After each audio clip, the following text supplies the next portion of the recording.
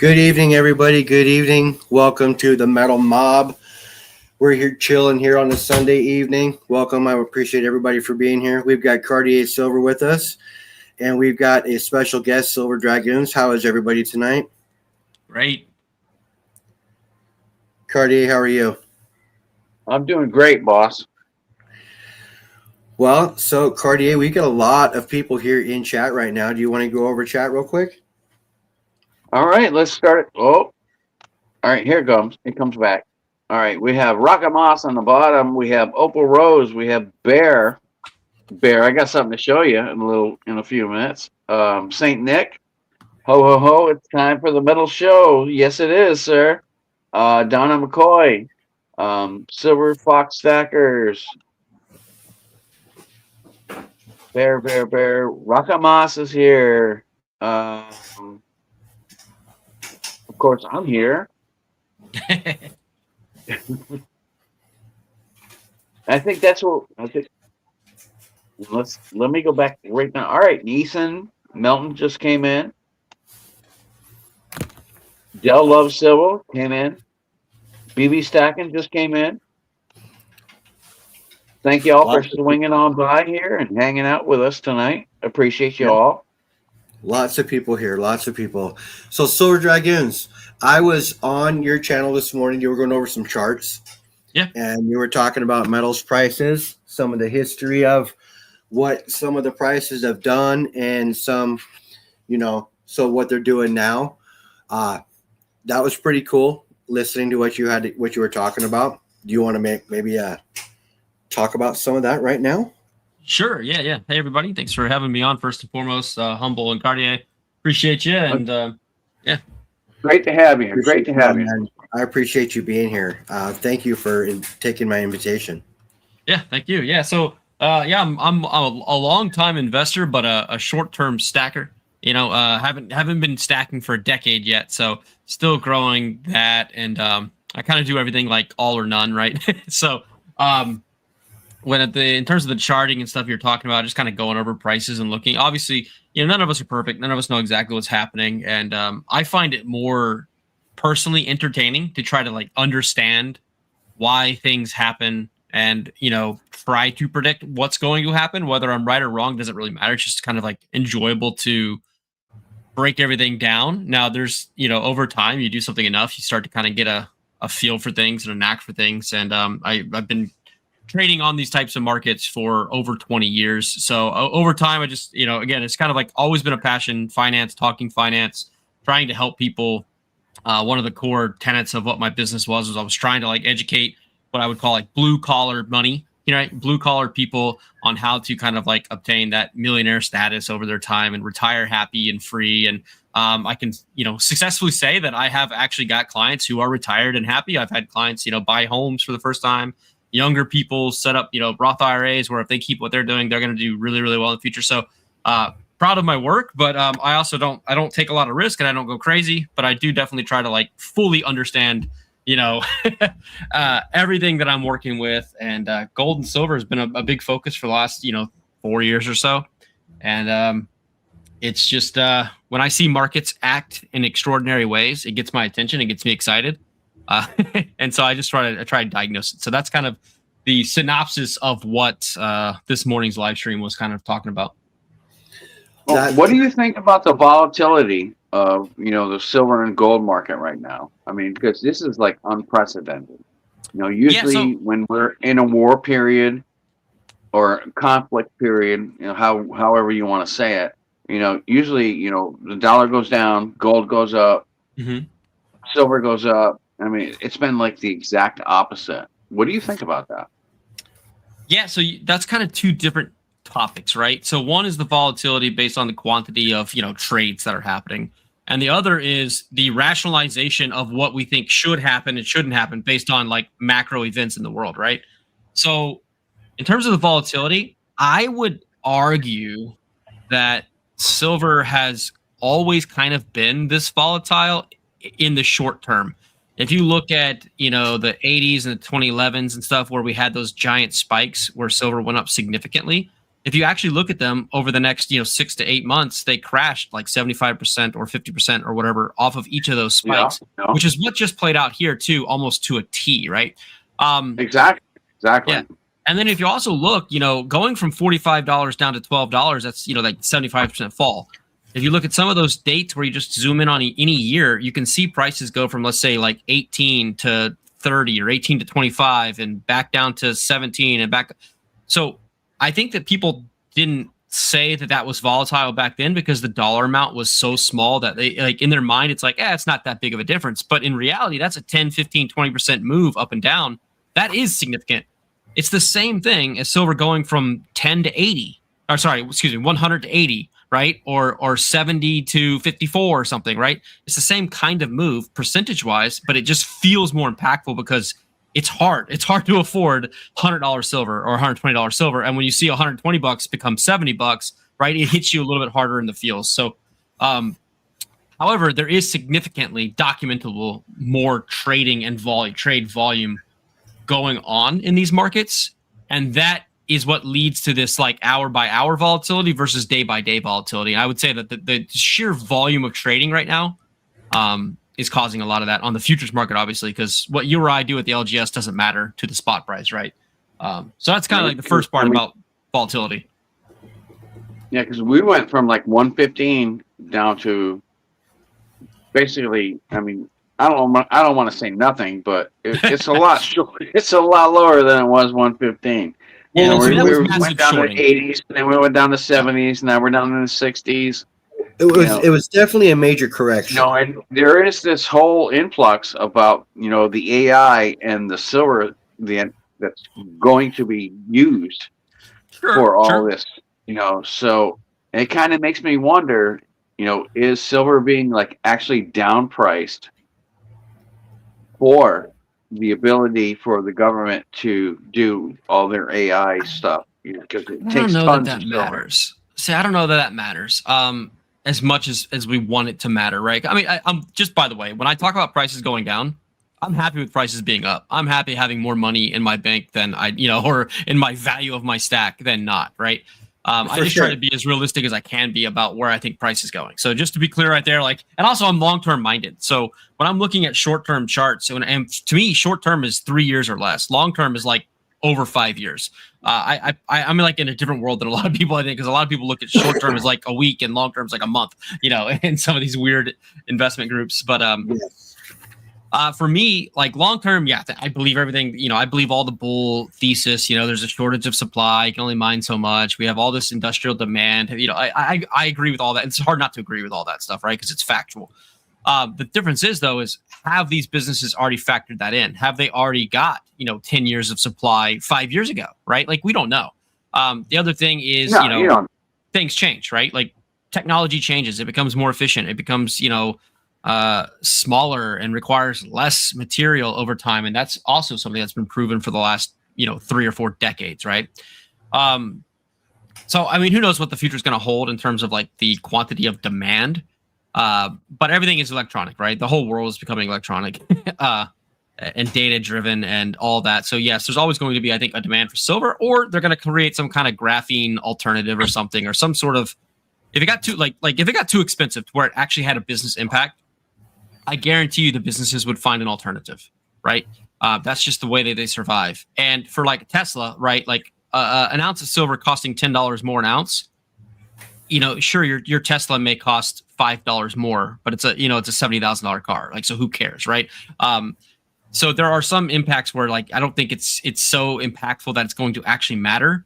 It matters on the business's bottom line, right? When you got to buy 2 million ounces and it's costing $30 more and $30 less, but I don't think they're like actively trying to sabotage the price like a lot of people think. I think that literally big banks, central banks, institutional funds, the people that the BlackRocks and the Vanguards, whatever, JP Morgans, the people that manage, trillions of dollars of money, they care about their bottom line every quarter. They buy stuff up and sell it when they make a couple percent, and they short things down and they sell it when they make a couple of percent. They don't care about us, Yes. Well, you can only keep the little sister down for a while. I mean, silver, she's little sister to gold, and she's coming back. There's no denying it. You know, Yeah, but it's do you going to think take a while. You know, do you think that gold's going to come down? just got to be in there. You got to be in there for the long haul. You got to be in there for the long haul. For sure. And that's why, again, a lot of times when we're talking about like charting and technical analysis and stuff, it's not really for a 10-year. Anybody that was going to do a 10-year chart analysis, they would just draw a 45-degree line and then close the browser and say, hey, we're good, right? So Yes. we're just trying to understand, I guess, the short term more or less. But, you know, like you mentioned gold. I think that we also have this fallacy that gold is going to always stay at $4,000, right? Like gold could come down to 2,500 too, and silver could come down to, 40. It's still the same like proportion ratio, but they both come down. So like we got to remember like the GSR and all that stuff, like it can move in a lot of different varieties of ways. Gold and silver could both skyrocket, and silver could skyrocket more than others, right? They both could collapse. Gold could stay stagnant while silver goes up, vice versa, right? So we just kind of take it as it comes. Yeah, there's nothing you can predict. I mean, I don't care who you are, what kind of financial advisor you are, what kind of chart you read, what kind of reports you read. You don't know. It's the future. You can't read nobody's mind. You can't read nothing. You're right more often than wrong. As long as you're right more times than you're wrong, you're okay.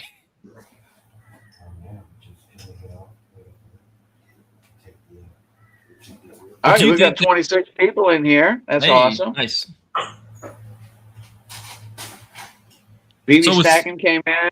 Silver Serpents is here. Opal Rose is here.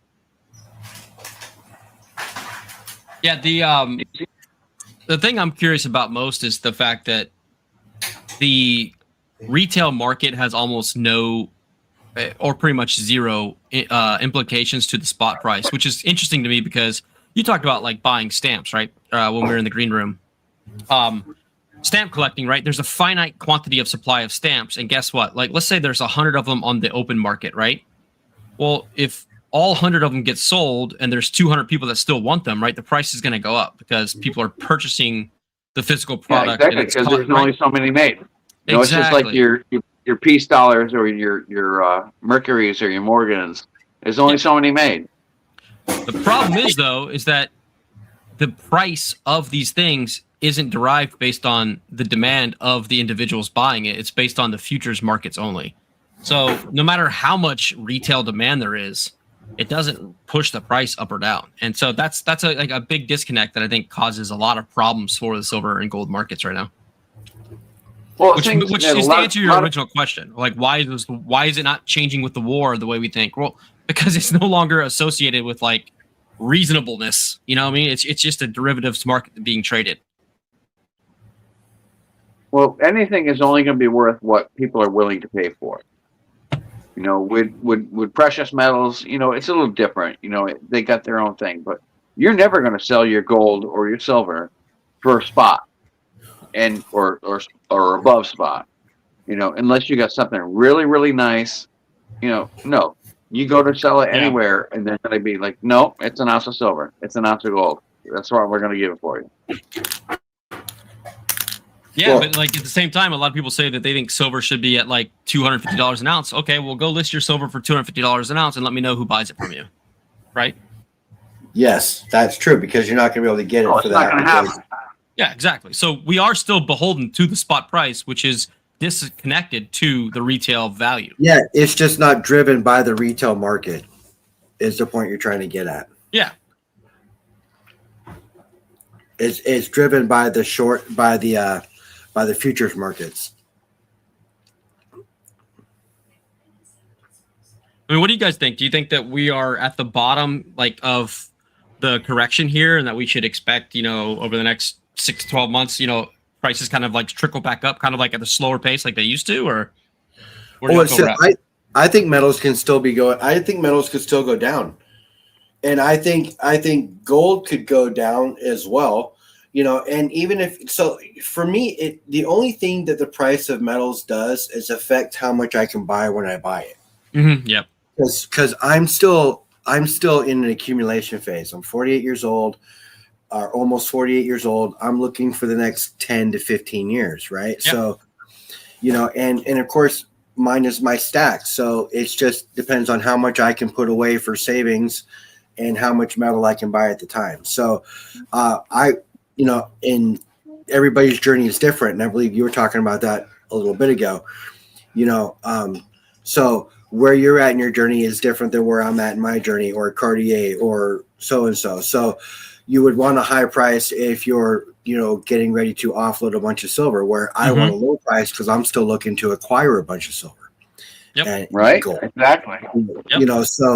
So everybody's journey is different. And so everybody's want of what the market would do is different as well. Right. So I would hope that, I don't want my value of my stack to go down. Don't get me wrong, but do I want to acquire a whole lot more? Because I think in the next 10 to 15 years, silver is going to be a whole lot higher than where we're at now, or even at the 115 price, just based off of historically of what it can do and where we're at now and where we're going to be, where I predict we'll be. Right. So, I think the price of it will be a lot higher. So do I want to accumulate a lot more for as little as possible? Of course.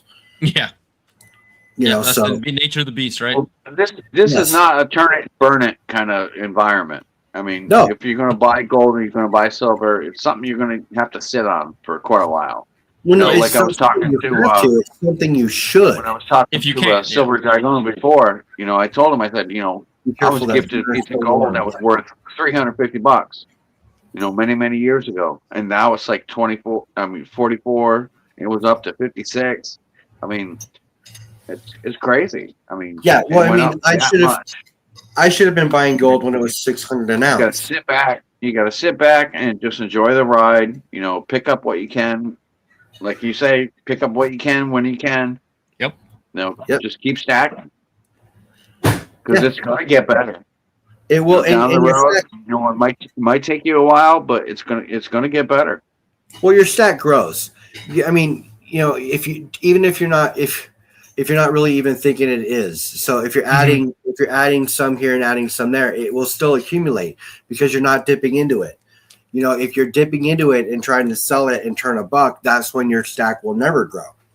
Right. So that's not what you would do with physical metal. That's what you do with the futures market and paper metals, if that's what you were trying to do. If that's the kind of money you're looking to get, that's where you'll get it.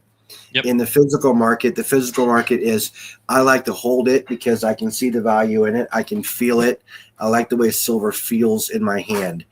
I just like the way it sounds, right? I mean, there's just multiple reasons why I like physical silver. I like the way it weighs my safe down so it doesn't come off the floor. yeah, right. I carry even though we got it bolted to the floor, I want it to be I want it to be really freaking heavy when you try to move it. It makes a nice butt stock. I carry pocket pieces with me every day. I love just having silver on me, right? So just in general, silver makes me feel better as well.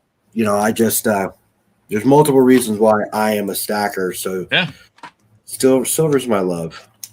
I think that's the key, right? I think, and I again, I'm trying not to be personal with anybody that's listening, but I think that what we saw is a lot of people changed their definition of what they were when the prices went from 40 to 120, and whether they want to admit it or not, all of a sudden, a lot of us that went from, this is a safe haven, long-term storage of wealth type asset, right? Buck the system, we're out of the system. All of a sudden, everybody that and their mom was talking about how they're comparing it to Bitcoin's valuation and how much better it's doing than the S&P 500 this year, and trying to point fingers and prove that they they beat all these other markets and their investments. Wait, is this a long-term hedge against inflation and debasement of currency, or is this a speculative? Is this an investment? Yes. And everybody kind of changed their tune over the last year or so. It was kind of weird to watch. So I'm a firm believer that a stacker adds to the stack on a regular basis. Okay, whether that's however they acquire it, but they're constantly adding to the stack. Okay, silver, gold, platinum, whatever the case. I mean, I have a little bit that I can put towards my stack on a regular basis, but I do what I can, and I make sure that I'm constantly adding something to the stack. So I believe a true stacker doesn't care what the price is. They're just constantly stacking. Yep. An investor is somebody who holds and waits for a dip. That's an investor. That's not a stacker. That's somebody who invests in silver and they're waiting to maximize at one time. Now, do I buy the dip? Of course.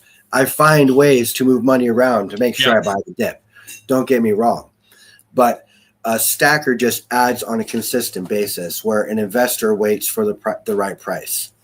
Yeah, it's kind of like a Venn diagram for me, like speculator, investor, and stacker.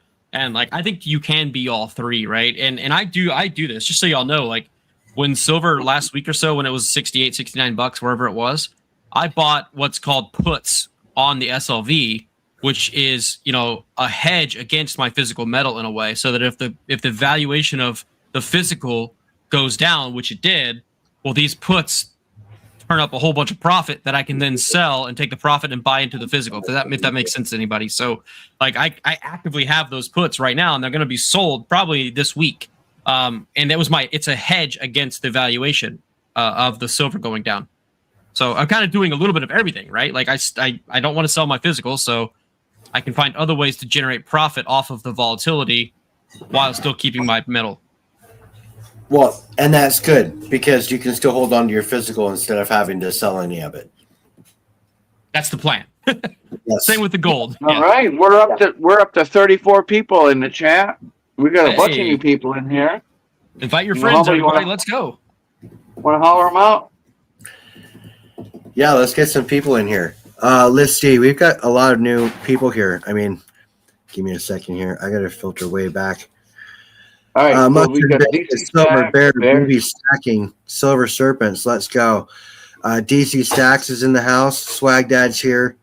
Let's see here. Donna McCoy, West Texas Stacker. How you doing?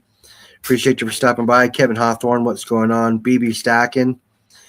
Let's see here. OC Omega's in the house. Rockamos, we already said hi. How are you? Ron Spencer, what's going on, my friend? Let's see here. Donna, Sober Stacker, what's going on?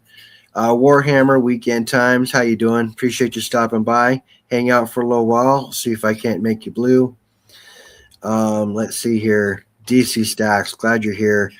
Big Texas Gator, what's going on? Silver Serpent says, where is TFT? Yeah, where's my guy TFT? Let's see here. Share the stream. Let's go. What's up, Humble? Not much, you guys. I'm doing great. I appreciate you all for being here. Wolf Metals, what's going on? 9 for 9. How you doing? Lots of people here. Lots of people here. I appreciate everybody for stopping by.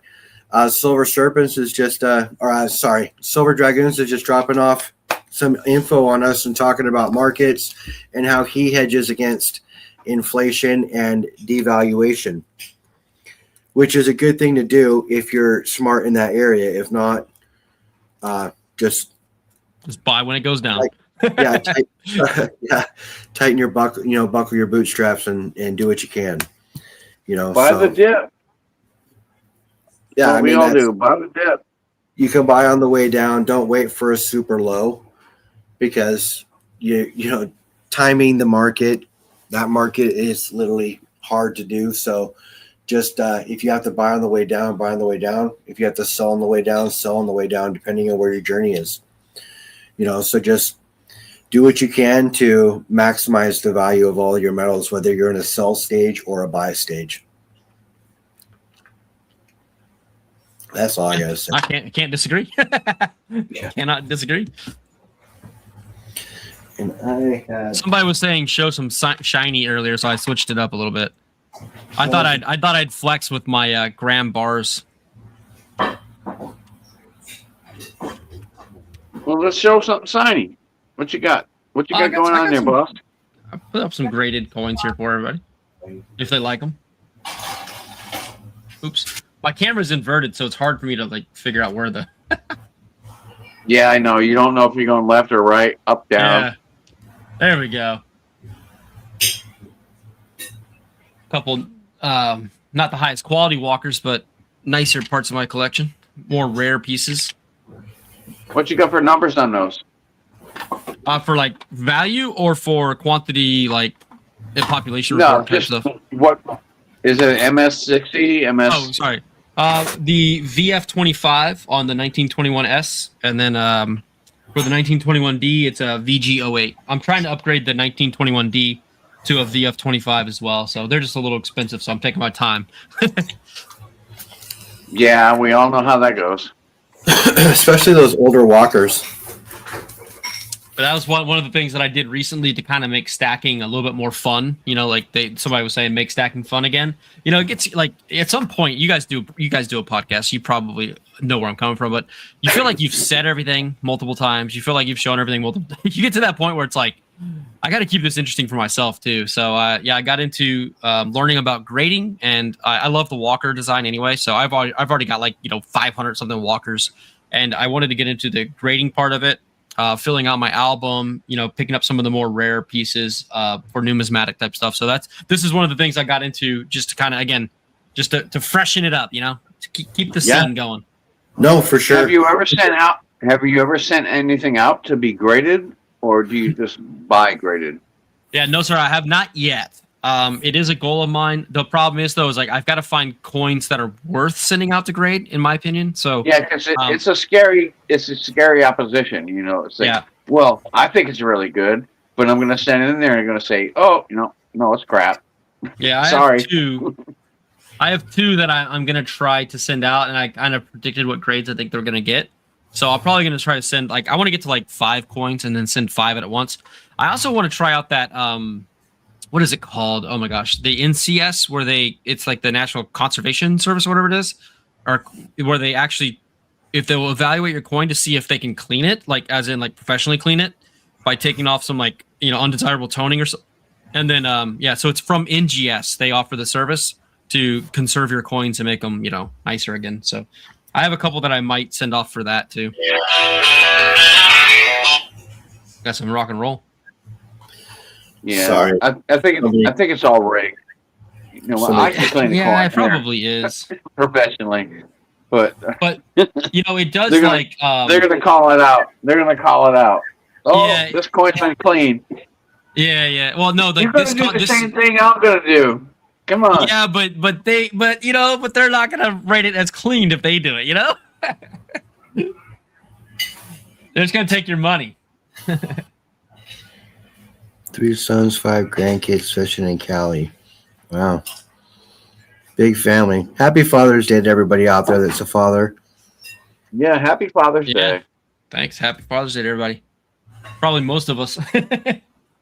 Probably most of the most of us. Sure. That's why we're stacking. Have something to pass down, yeah. Yeah, for some of us, generational wealth. Have something to pass on. I've got Skylar is quite the she's quite the little stacker. She's got placer gold.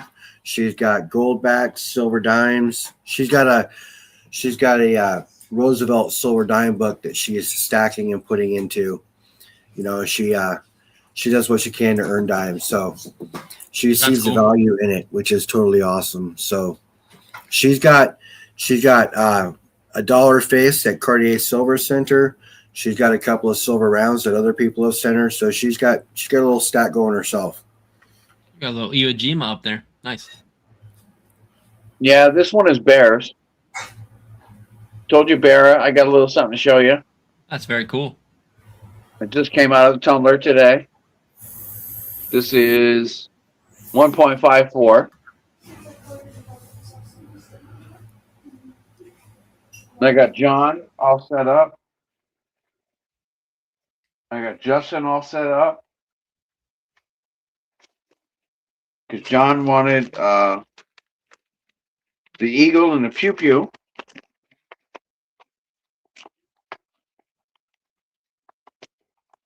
I got everybody set up in little separate bags. So here's your little Colt.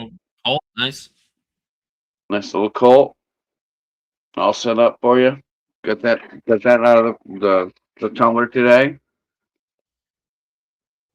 There's your eagle for you. Been stamped on the back the best I could.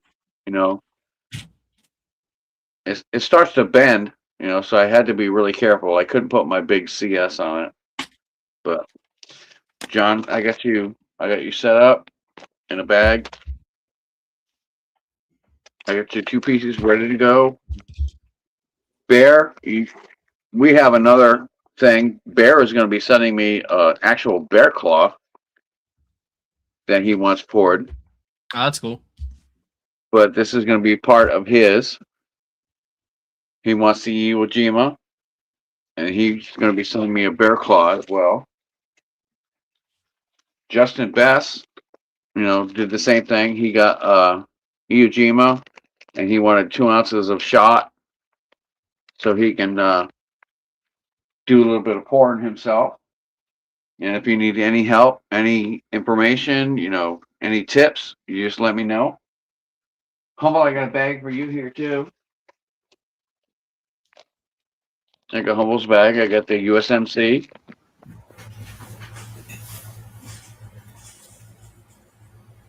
Got the USMC in there. I got the Sword in the Stone. I still need to clean this up, but I stamped the USMC. Cool, buddy. Thank you. I appreciate that. I had some plumbing issues. I had some plumbing issues today, so I didn't get exactly where I wanted to be, but I do have another Iwo Jima set up, ready to go. I was going to set up a couple more today, but like I said, I had some plumbing issues in the house. I had to take care of that first. No, you're okay. I appreciate you for doing what you've done so far. Fours look great. I got y'all. Raspberry. Hey, honey. How you doing? Good to see you. That's our little girl from across the pond. Yep, Raspberry. Appreciate you for stopping by. I'm glad you're here. It's late for her now, though. Yeah. Yeah, it is. It's like 2 a.m. for her.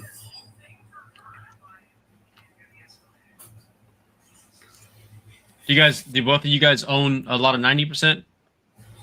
I have a bit. Interested in? I have a bit of 90%. I own a lot of 90%. Cartier owns a lot of it. Oh, okay. What type? What do you like to get? I have everything from Morgans, Peace Dollars, Mercury Dimes, Bennies, stand-in. I even have the booby quarter. I have an actual booby quarter. Nice. Is that the flowing hair? Which one? No, that's the half dollar. What's the booby quarter? The booby quarter was a 1916 quarter, and she had like exposed breast, and after they put her into like a chain link that went all the way up to her neck to cover her boobs because they flipped out. So it's like a 1-year thing. That's funny. Gold Maple, so basically, how you doing? A Libertad, huh? And now they took it away. Yeah, it's essentially just a standing Liberty. Yeah. Because, they had 3 types. They had Type 1, they had Type 2, and Type 3. They were all a little bit different. I can make a whole freaking thing about it. I should do that. I should make a video about that, explaining which one is different. Because one had a raised base. The stars on the back are different. The original booby quarter had 7 and 6 on one side, the stars. Then the other one had 5 and 5 on one side and 3 on the bottom. For the original 13 colonies. And one was a raised date, and the other one was a recess date. So you got 3 different types because if you got Type 2, you're probably never going to have a date. So if there's no date on the bottom of your quarter, you probably got a Type 2. Gotcha. That's cool. Apparently, I'm the only one that didn't know what that was because everybody in the chat answered it right away.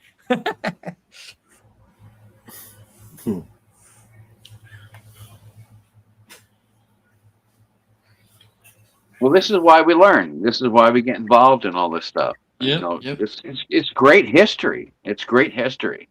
That's what a lot of people don't understand. It's not just a coin.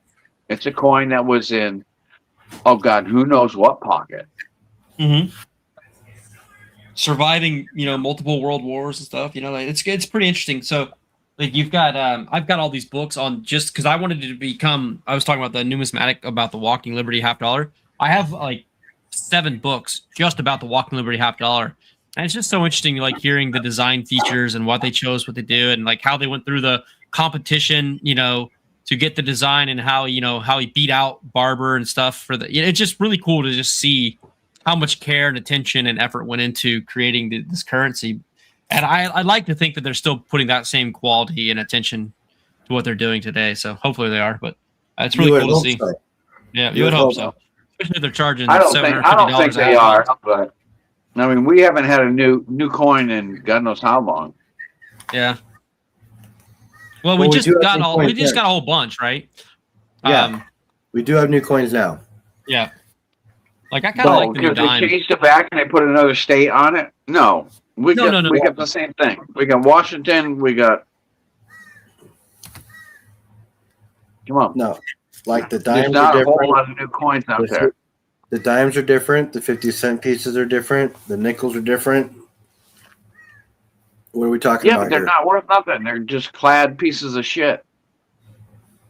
Well, that's fair. Sorry to say it, but I mean, if you want to pump out some real silver coins, then we're going to talk about something. But they are. They've got the new comic book series coming out with all the comic characters on there. So you got those ones coming out, which are, everybody. The market has some mixed feelings about those. You've got your you got your Liberty Bell coin that just came out. Have you ever gone to the U.S. Mint in Philly or anything? Who, me? No, I haven't. Anybody? Yeah. Well, they have. I'm just saying because they have a ton. They actually have a ton of varieties of actual pure silver coins and metals and things like that you can look at. It's actually pretty fascinating to see. A lot of the different presidents' busts and stuff that they make into metals that are pure silver 1 ounce rounds and stuff. So it's pretty nice. I highly encourage everybody to go visit. It was worth the trip. It was worth going through the tour and seeing everything and like reading the history and seeing all the different old presses and stuff they used. It was pretty cool. Yeah, but you're never going to see anything like that in common circulation unless somebody's an actual idiot and just opens it up and. Well, most of these weren't for circulation. No, these were collectibles at this point. Yeah. Well, I think anything exotic like that is going to be a collectible, right? Even though it's a 1 ounce piece for a 1 ounce coin. I mean, like think about like the Star Wars stuff I have. Yeah. This is a 3 ounce coin. But that's a collectible. It's not something you're going to go to a store and spend money on. But you could. Commemorative. That's a coin. What? It's a commemorative. That's not a coin. It's a coin. It's not a coin. Dude. Coins are round. Do you want to bet that this is a coin or not? I will bet. How about this? I'll bet you an ounce of silver. It's going to say $1 in. Just because it says it on the box doesn't mean shit. It's still a coin, man. It's not a coin. It's not a coin, dude. Silver collectible coin. All right, let's ask the chat. We need a poll. Is it a coin or is it not a coin? It's a commemorative. What do they say? We'll take their advice on this one. Technically, I'm staying impartial on this one. Technically, if it has a dollar amount on it, it's a coin. This is a $5 valued 3 ounce collectible coin. What is it, guys? All right. Chat is saying it's a coin, but I don't think coming in hot on coin. I don't consider it a coin, but I understand. I'll agree to disagree. Some people don't consider some laws laws, but that doesn't make them not laws. Well, that's why we bury people in the desert. Well, here's the question: is it a coin if it's so defaced that you can't see the denomination and the country of origin? Well, at that point, it's just a hunk of silver. If you can't see the country it's from or the value of what the coin's face value is, then it's not a coin. It's just a hunk of silver. Yeah, that's why you put it in the smelt. Melt her down. Melt her down. Turn her into a bear claw, baby. DC, I have 1 ounce mercury dime round, not a coin. Yep, silver serpents. That is true. Yes, the 1 ounce mercury dime is not a dime. It's not a coin. It is a round. I think I have one of those somewhere over here. I'm trying to find one. I don't have one of those. I always wanted to get one, but I don't have one. I know I do. Whether or not I can find it, I have no idea. Those are all buffaloes. It's all these different tubes everywhere.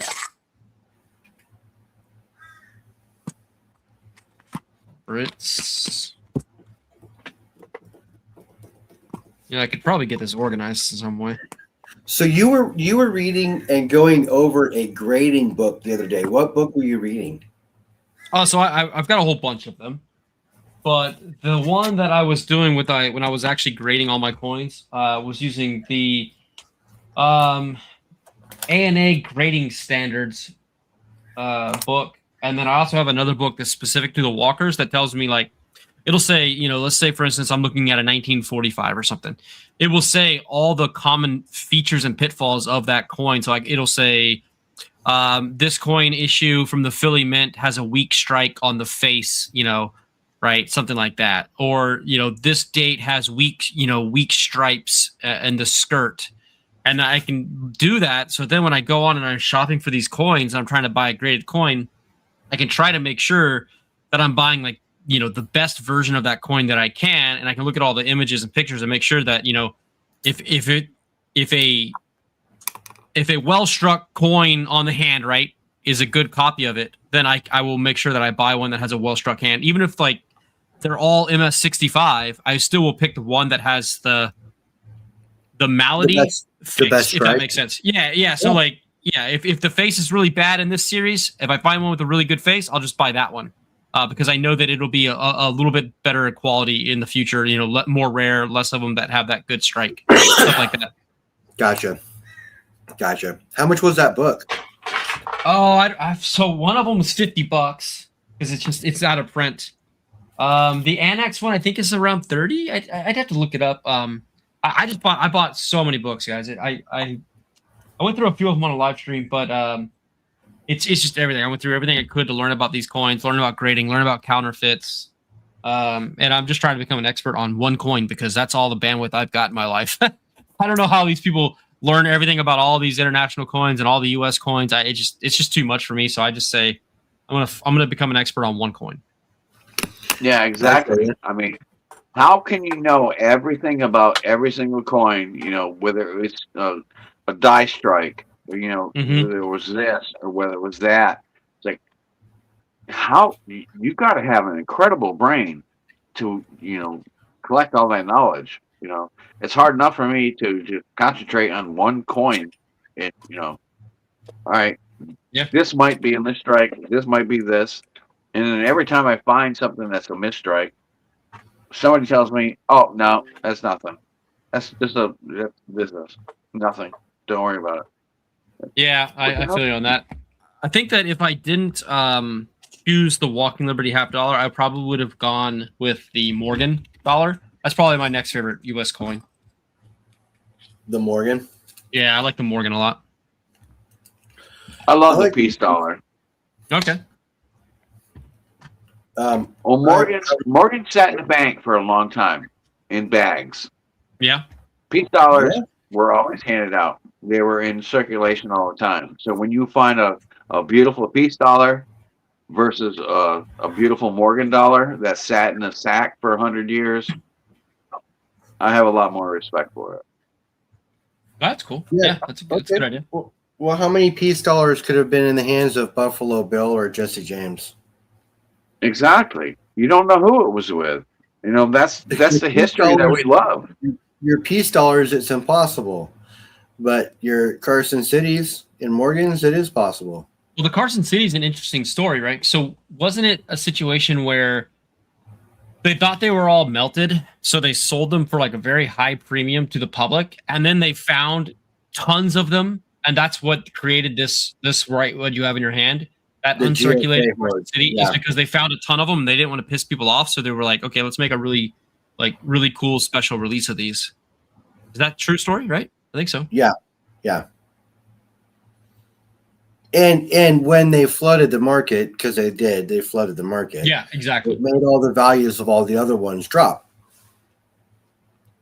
right? Because there was more of them out there. So I guess here's the question for you, Humble. What becomes more special? A perfectly pristine, never circulated Morgan like you have in your hand, or a really high quality Morgan that you know was circulated for 50 years or 80 years, right? Like, I guess that's like the two different types of collectors, right? Yeah, well, I mean, essentially for me, they're both just a hunk of silver worth a certain amount. all right. Not special at all, then. Touche, sir. No. I mean, at the end of the day, that's all what they're going to pay you for. At the end of the day, that's all I'm going to get paid for it. It's just what the silver weight of it is, whether it's pristine like that one in a case worth $360, or something like this that's worth 60 because it's been circulated. Well, I think if you're only selling to an LGS or LCS, then yeah, I think you're right. But I mean, for instance, this coin's worth this coin that I have right here. I paid $1,100 for it. There's a sale last week for $1,650. So it's not necessarily just a hunk of metal. There is a numismatic value. There is a rarity value, right? A collector value premium. Yes. So but for me, when I get these metals and I acquire them, I acquire them at their metal value. I don't acquire them for their collector value. Perfectly fair. Yeah. So I look at it. It's only going to be worth what somebody's willing to pay for it. You know, like I have this 21 Walker here, right? Yeah. Which isn't in horrible shape considering it's a 21 and it's a key date. Mm-hmm. You know, but it's still just it's silver value to me, even though I think that maybe to a collector, I could maybe sell it to him for more. But to me, its value is only $18 in silver or whatever the value is, right? That's perfectly valid. Yeah. It's a 90%er. When I buy them raw like that, I buy them the exact same way. Now, I have paid more for key dates for my albums and stuff. So in fairness, I guess I'm a hypocrite right there. But when I in terms of valuing them, I'm kind of like you. I even in my inventory, I have all my 90% basically spot minus 20%. That's what I value it at. Yeah, because that's what they're going to give it to you at the end of the day for. I mean, that's what you have to be realistic to yourself. If you're thinking, like Cartier was mentioning earlier, you're never going to get spot for your gold unless you have a really good relationship with your LCS or whoever you're going to sell it to. You most of the time will not get spot for what it is. So you have to calculate that hit when you're basing the value of your stack. So that's smart of you to do so. 20% is a little heavy, but I'd rather go too heavy in the paint and come out light. You know what I mean? Yep. Yeah. And have some room. Yep. I'd rather go heavy in the paint and have some room, right? So smart on you for doing that, because not a lot of people actually consider those things when they're talking about the value of their stack as to what they can get them for. But that being said, I do have stuff that I've pulled aside that I'm not going to ever sell for that bullion raw weight, right? Like, for sure, there's stuff that will have to only be sold slowly over time on the secondary market or to a knowledgeable dealer who would value those things for their collectability. And I have that stack pulled aside. Yeah. So like, that's not part of my quote unquote stack, if that makes sense. I have like a collection side of me and I have a stacking side of me. Yeah. Well, that's your collector side. Yeah. Well, we all have that. We all have these little boxes that we put in our safe. That are we spent too much money for, but someday, I got like several Charlie Kirks that are like proof sets. Yeah. I gave one of them away on my 500 GAW, but I still got I got 3 more sitting in my safe, and I got 2 more that aren't in a box.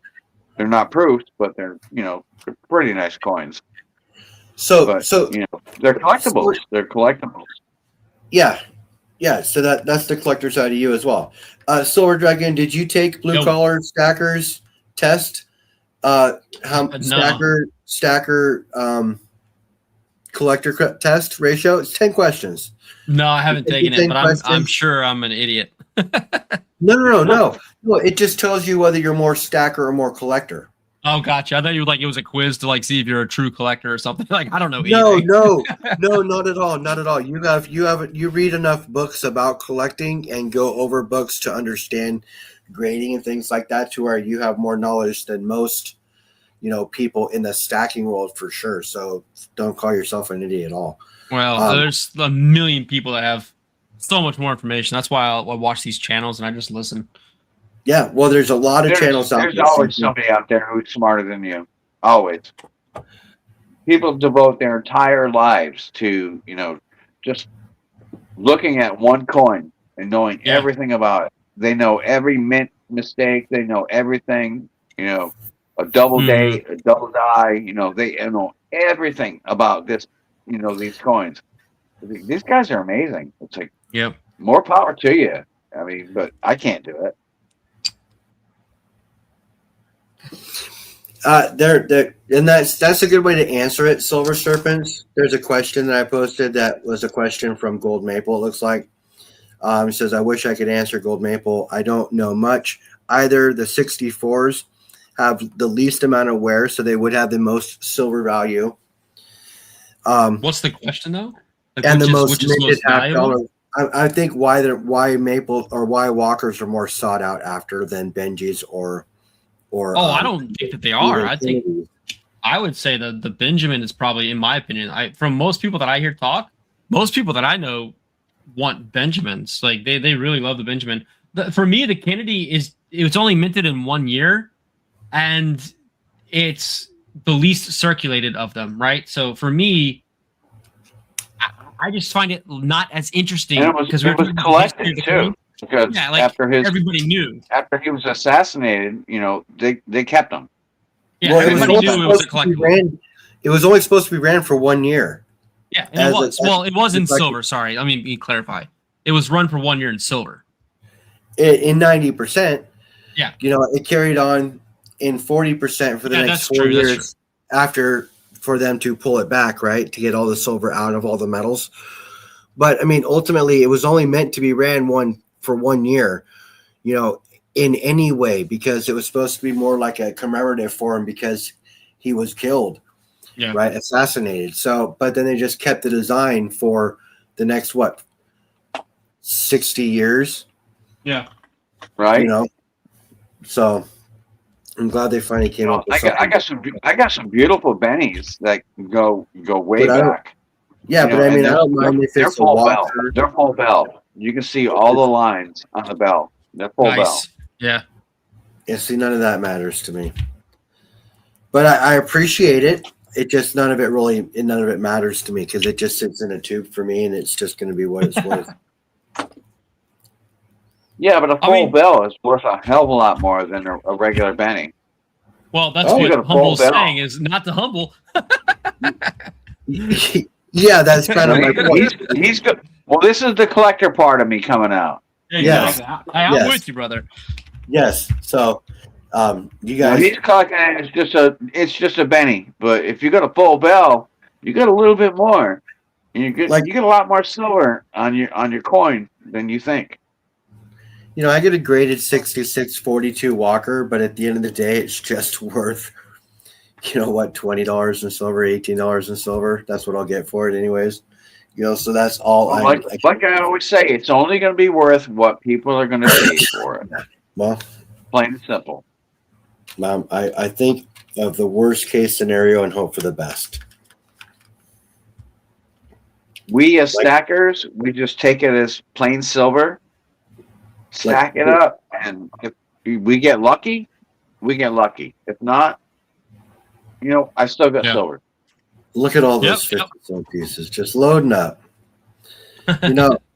This is a graded 70, right? At the end of the day, it's just a gram of gold, right? Even though to a collector who wants to finish the series and doesn't have this one would probably pay more for it. But still, it's just a gram of gold. Oh, there's a pretty penny right there. There you go. Pull up some nicer stuff for y'all.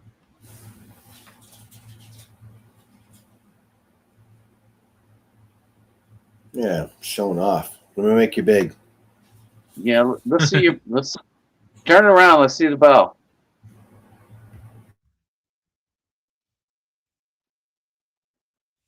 Well, I don't see no. There they I'm are. not seeing the line. It's there. Hold on, give it a second. If I can get the right, yeah, get the right angle. There we go. Getting there. Focusing in a little bit. This is a proof, obviously. All right, sweet. So yeah. I mean, I don't know. I mean, just everybody kind of collects whatever they collect. For me, I don't like toning that much, so I'm really looking for those bright white, high luster, eye appeal walkers for my core collection. So what I'm doing is I'm trying to get everything from 1934 or so and up to 47 in MS65, and then the older dates, which are more heavily circulated, right? 33s and back. I'm gonna get in at minimum VF25 will be the lowest I go, and then I'm gonna try to get the highest I can afford from there. yeah, I've been working on a collection of.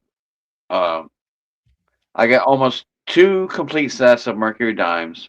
Nice. Obviously, I don't have the 1916D because it's like freaking.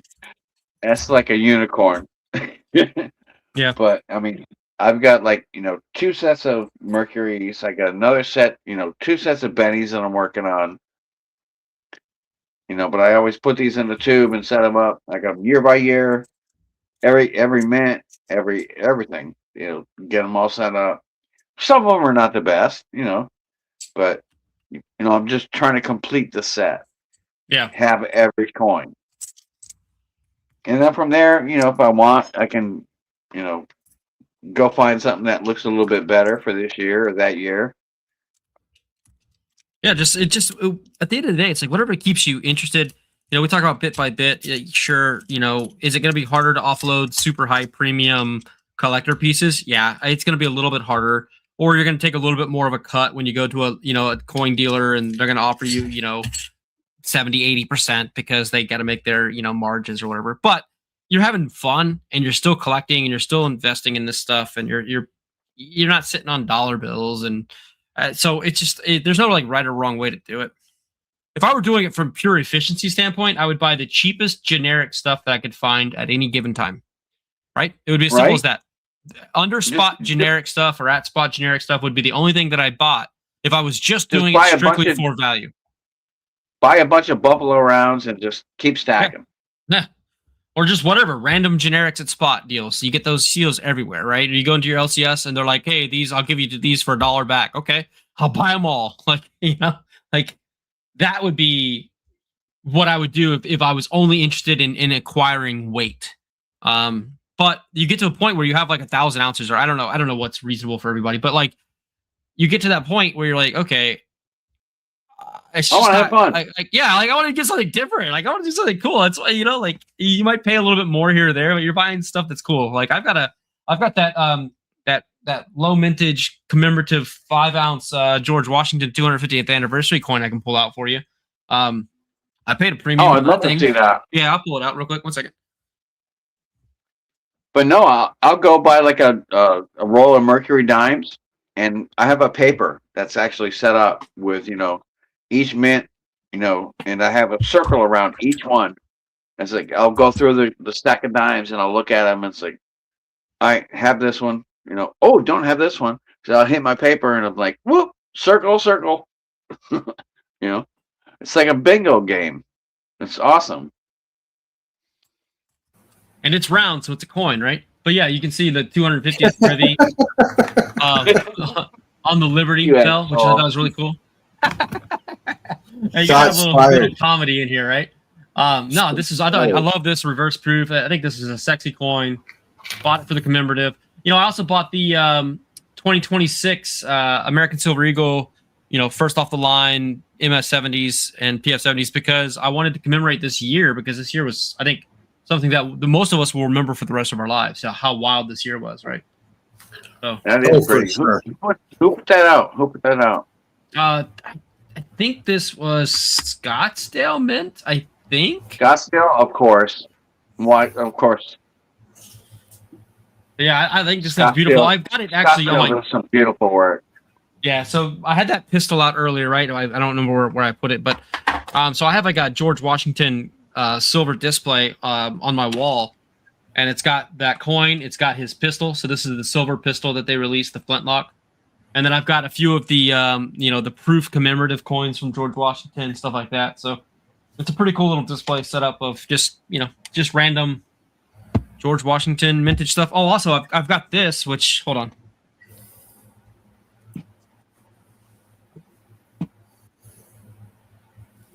This sucker's like 20 ounces right here. So I have a pretty nice little display of George Washington stuff. Oh, that's nice. So, but yeah, again, it's just sometimes you buy stuff that's just for fun. And also, by the time when I bought this, silver was $35 an ounce, so it worked out. Yeah, well, you need to add flavor because you lose interest. Yeah, I promote that as well. So good on you for showing those things and saying that because people can just give up because it seems boring after a minute. But that's where you need to do that. If you take a hit, a small one, maybe, but adding something different to the mix, right? So make sure you just do that as well. That's a nice point. Not that it matters that much, but I'm sure that Washington is probably like 925. Oh, this one, yeah, it's I don't know where it says it. There you go. Oh, upside down. So I like 79 grams. There you go. 79 grams. 679. Yeah, he's a big boy. 679. Nice. He's a heavy guy.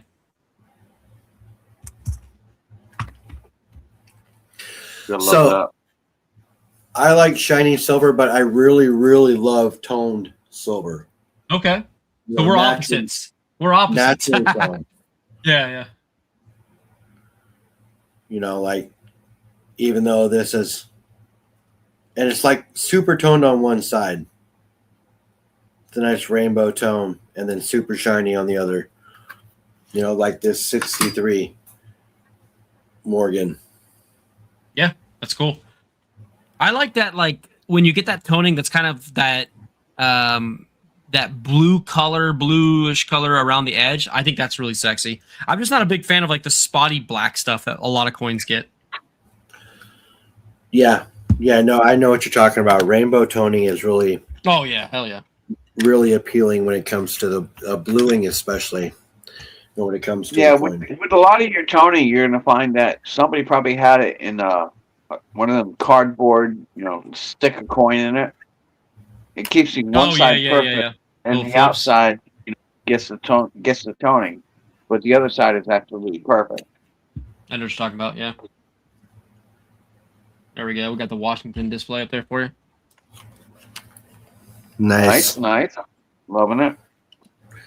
That is nice. All right, I'll be back in a minute. I like the pistol. The pistol's sick. Yeah, I had to buy mine. Unlike a lot of the channels that got one for free from Spectre, I went out and I was like, that thing's awesome. There's only 1,776 made, which I think is cool.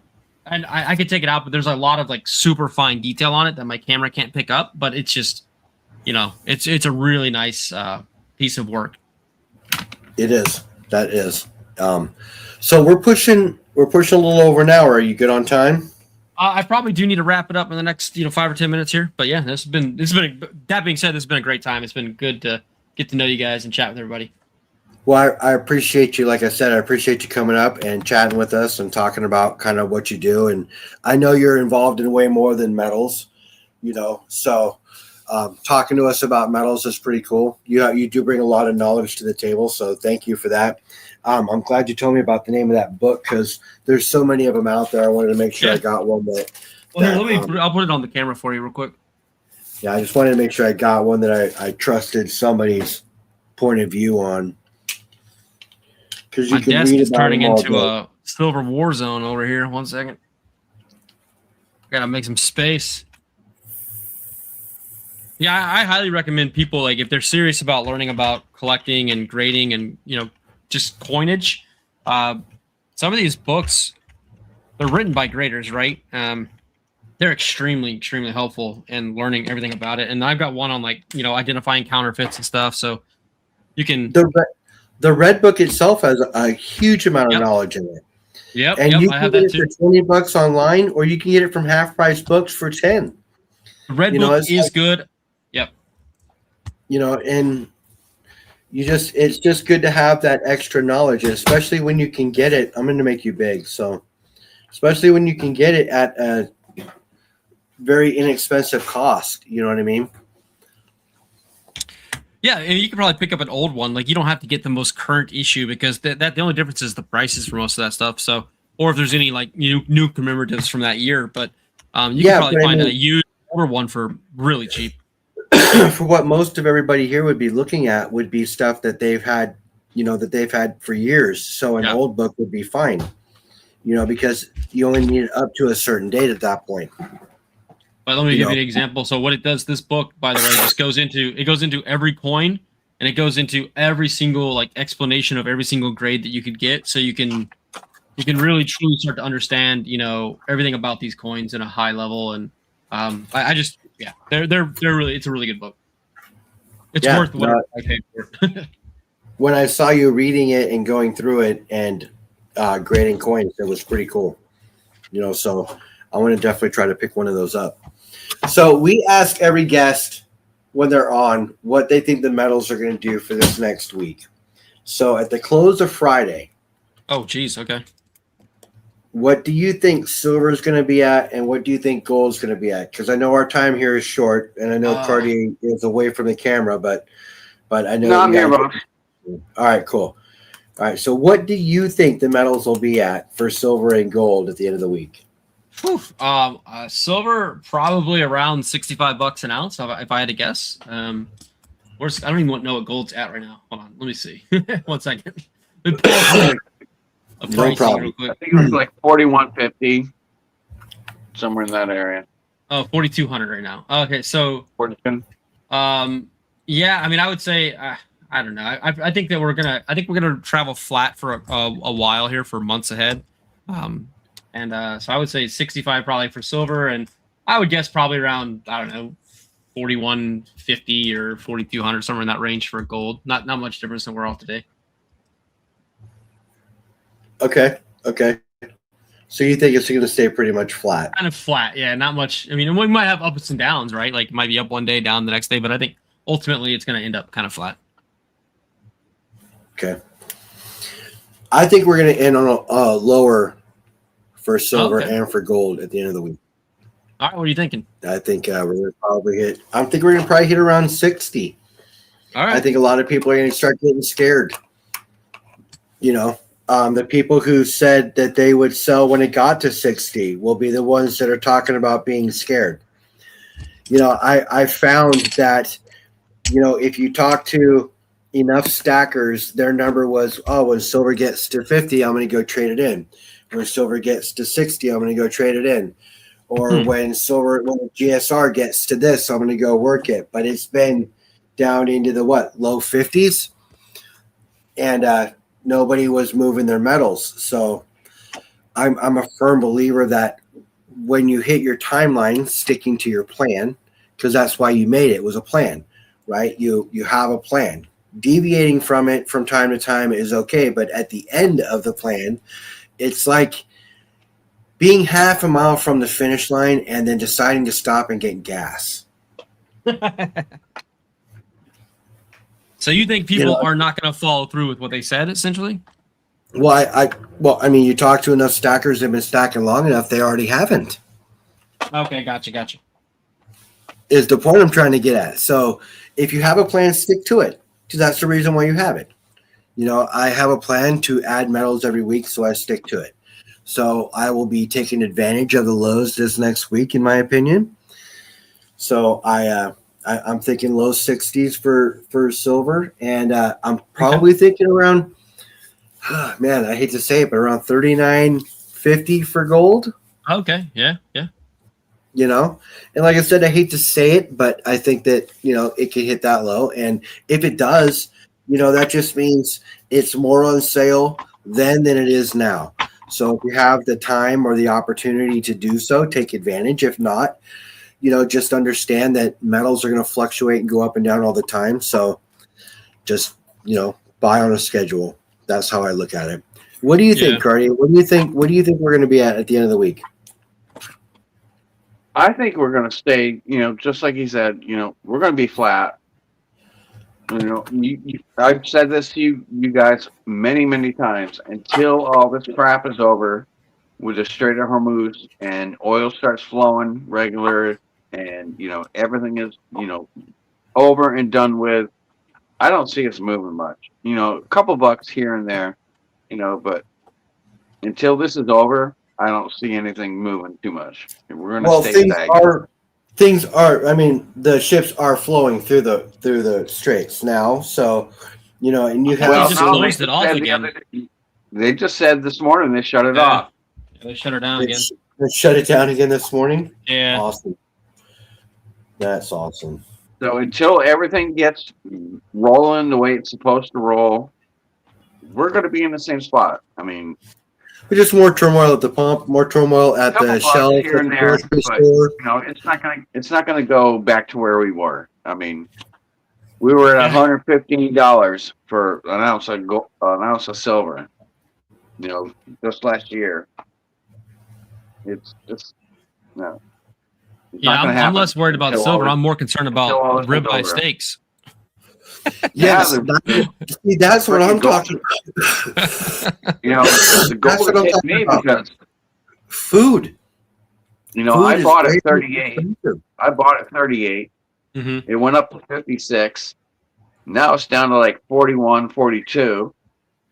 No, I want to go buy a new vehicle, but I'm not going to wait. I ain't doing that until it goes back up. You know, that way I can just throw a couple coins down and be like, all right, good to go.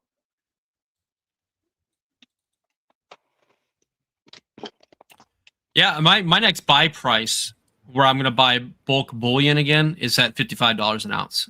I'm just like, I'm still buying my collectible coins here or there, my walkers, graded walkers. But the next time I see, I guess $55 is my plan to go buy, probably 2 10-ounce bars. I haven't bought a 10-ounce bar in forever. And I think we were talking about that earlier, Humble.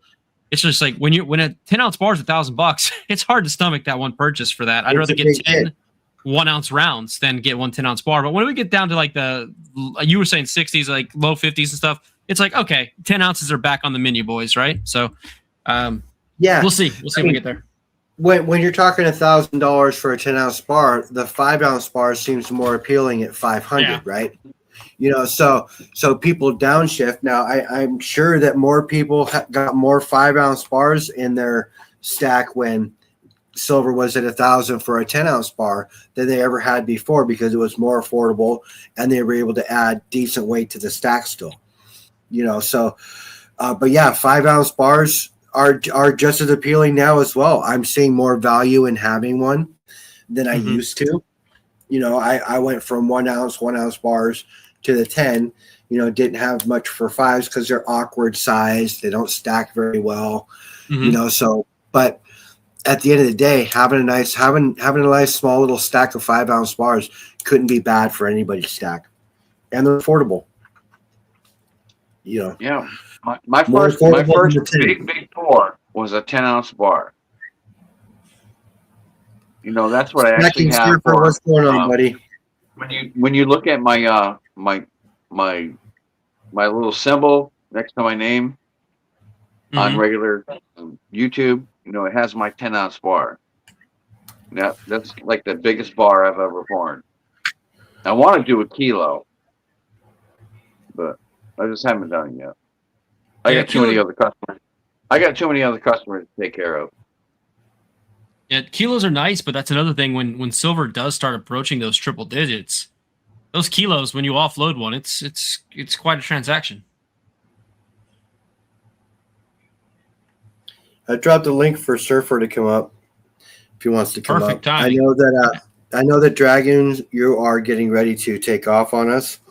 I appreciate you for being here, man. I'm not going to take any more of your time because I know you're pushing the envelope for us. Oh, you're good. Yeah. Thank you very much. You've been an excellent guest. I appreciate you so much for being here. You can come up anytime. Anytime you want to come up and discuss something or just hang out, anytime, just let me know. Okay. Thank you for coming up again. Yeah, we'll do, man. Yeah, It was a great time. thank you so much for coming up here and bringing your intelligence and your informative, to the channel. It's awesome. I appreciate you. Your knowledge was a lot. So thank you. I really do appreciate it. Absolutely. Thank you both. And I've enjoyed the conversation, and I'm looking forward to kind of sitting back and taking some time to watch and relax. And then anytime you guys want me on, you just send the bat signal up into the air, and I'll do my best to kind of hop on and chat it up. So yeah, we also have a great, group of people in the chat that I know support a lot of the channels and stuff. So it's good to see everybody having a good time. Yes, there is a great group. We're up to like about 48 right now. Humble. Yeah. I think we're like 40. Well, we were at 48, and I think we're at 45. So it's your turn this time. It's your turn. When we hit 50, we get to 50, I'll open the safe. We'll figure it out. Best of luck, gentlemen. Thanks for having me again. All right, man. Thank you. Thanks for coming in here, boss. Appreciate you. Yes, thank you again, Silver Dragon. Have a great night, man. Surfer, I dropped a link in chat if you want to pop up.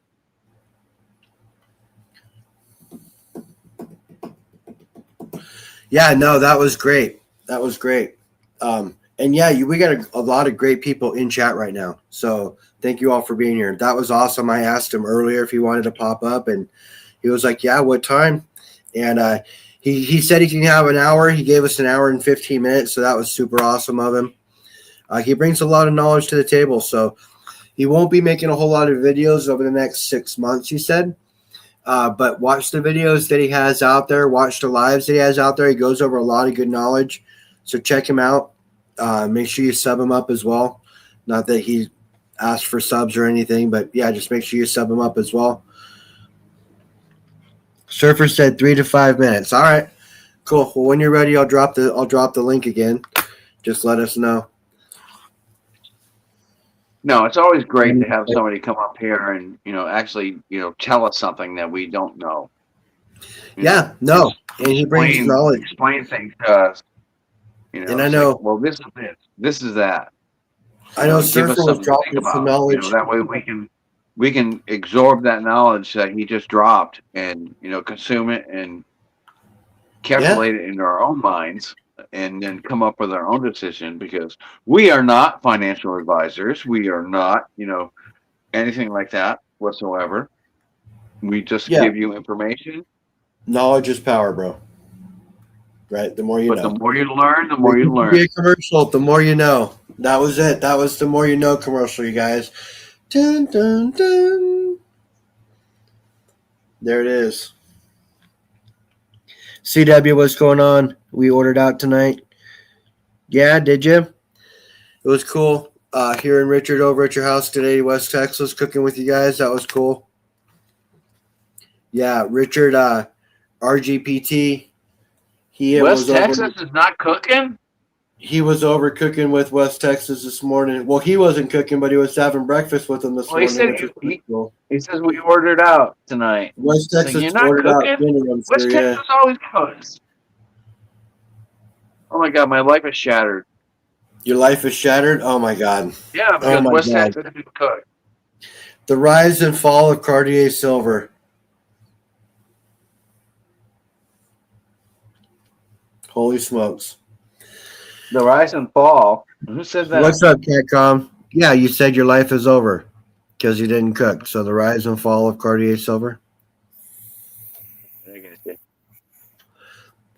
Margarita Night War says, that's what I'm talking about. Opal Rose says, bruh, I had McDonald's.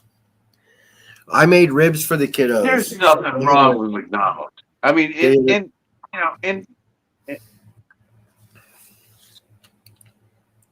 modern moderation, I love a big old double quarter pounder with cheese loaded up, with a bunch of fries, and then you throw the fries on the burger.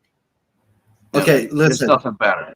I'm just going to be clear and say, when you said there's nothing wrong with, before you made that last statement, that was what was wrong with that statement. Because McDonald's, even though enjoyable for sometimes, is garbage food. It is garbage. But like I said, in moderation. You don't eat it every day. You know, but if you want to eat it like once a week, or once every couple of weeks, there's nothing wrong with having a greasy ass nasty McDonald's burger. They're awesome. They're freaking awesome.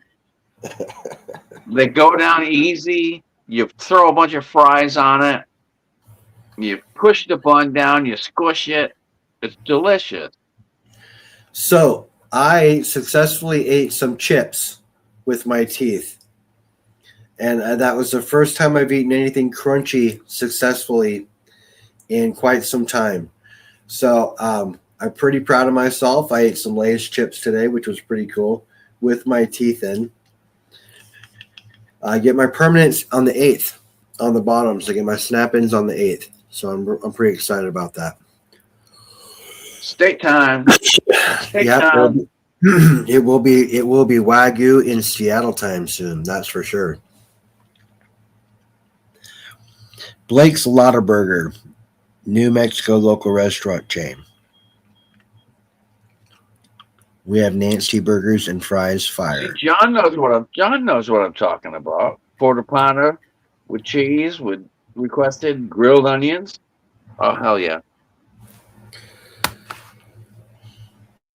All right, Surfer is here. How's it going? You know what I actually found at McDonald's that's actually really good is it's not the McChicken sandwich anymore. They changed it.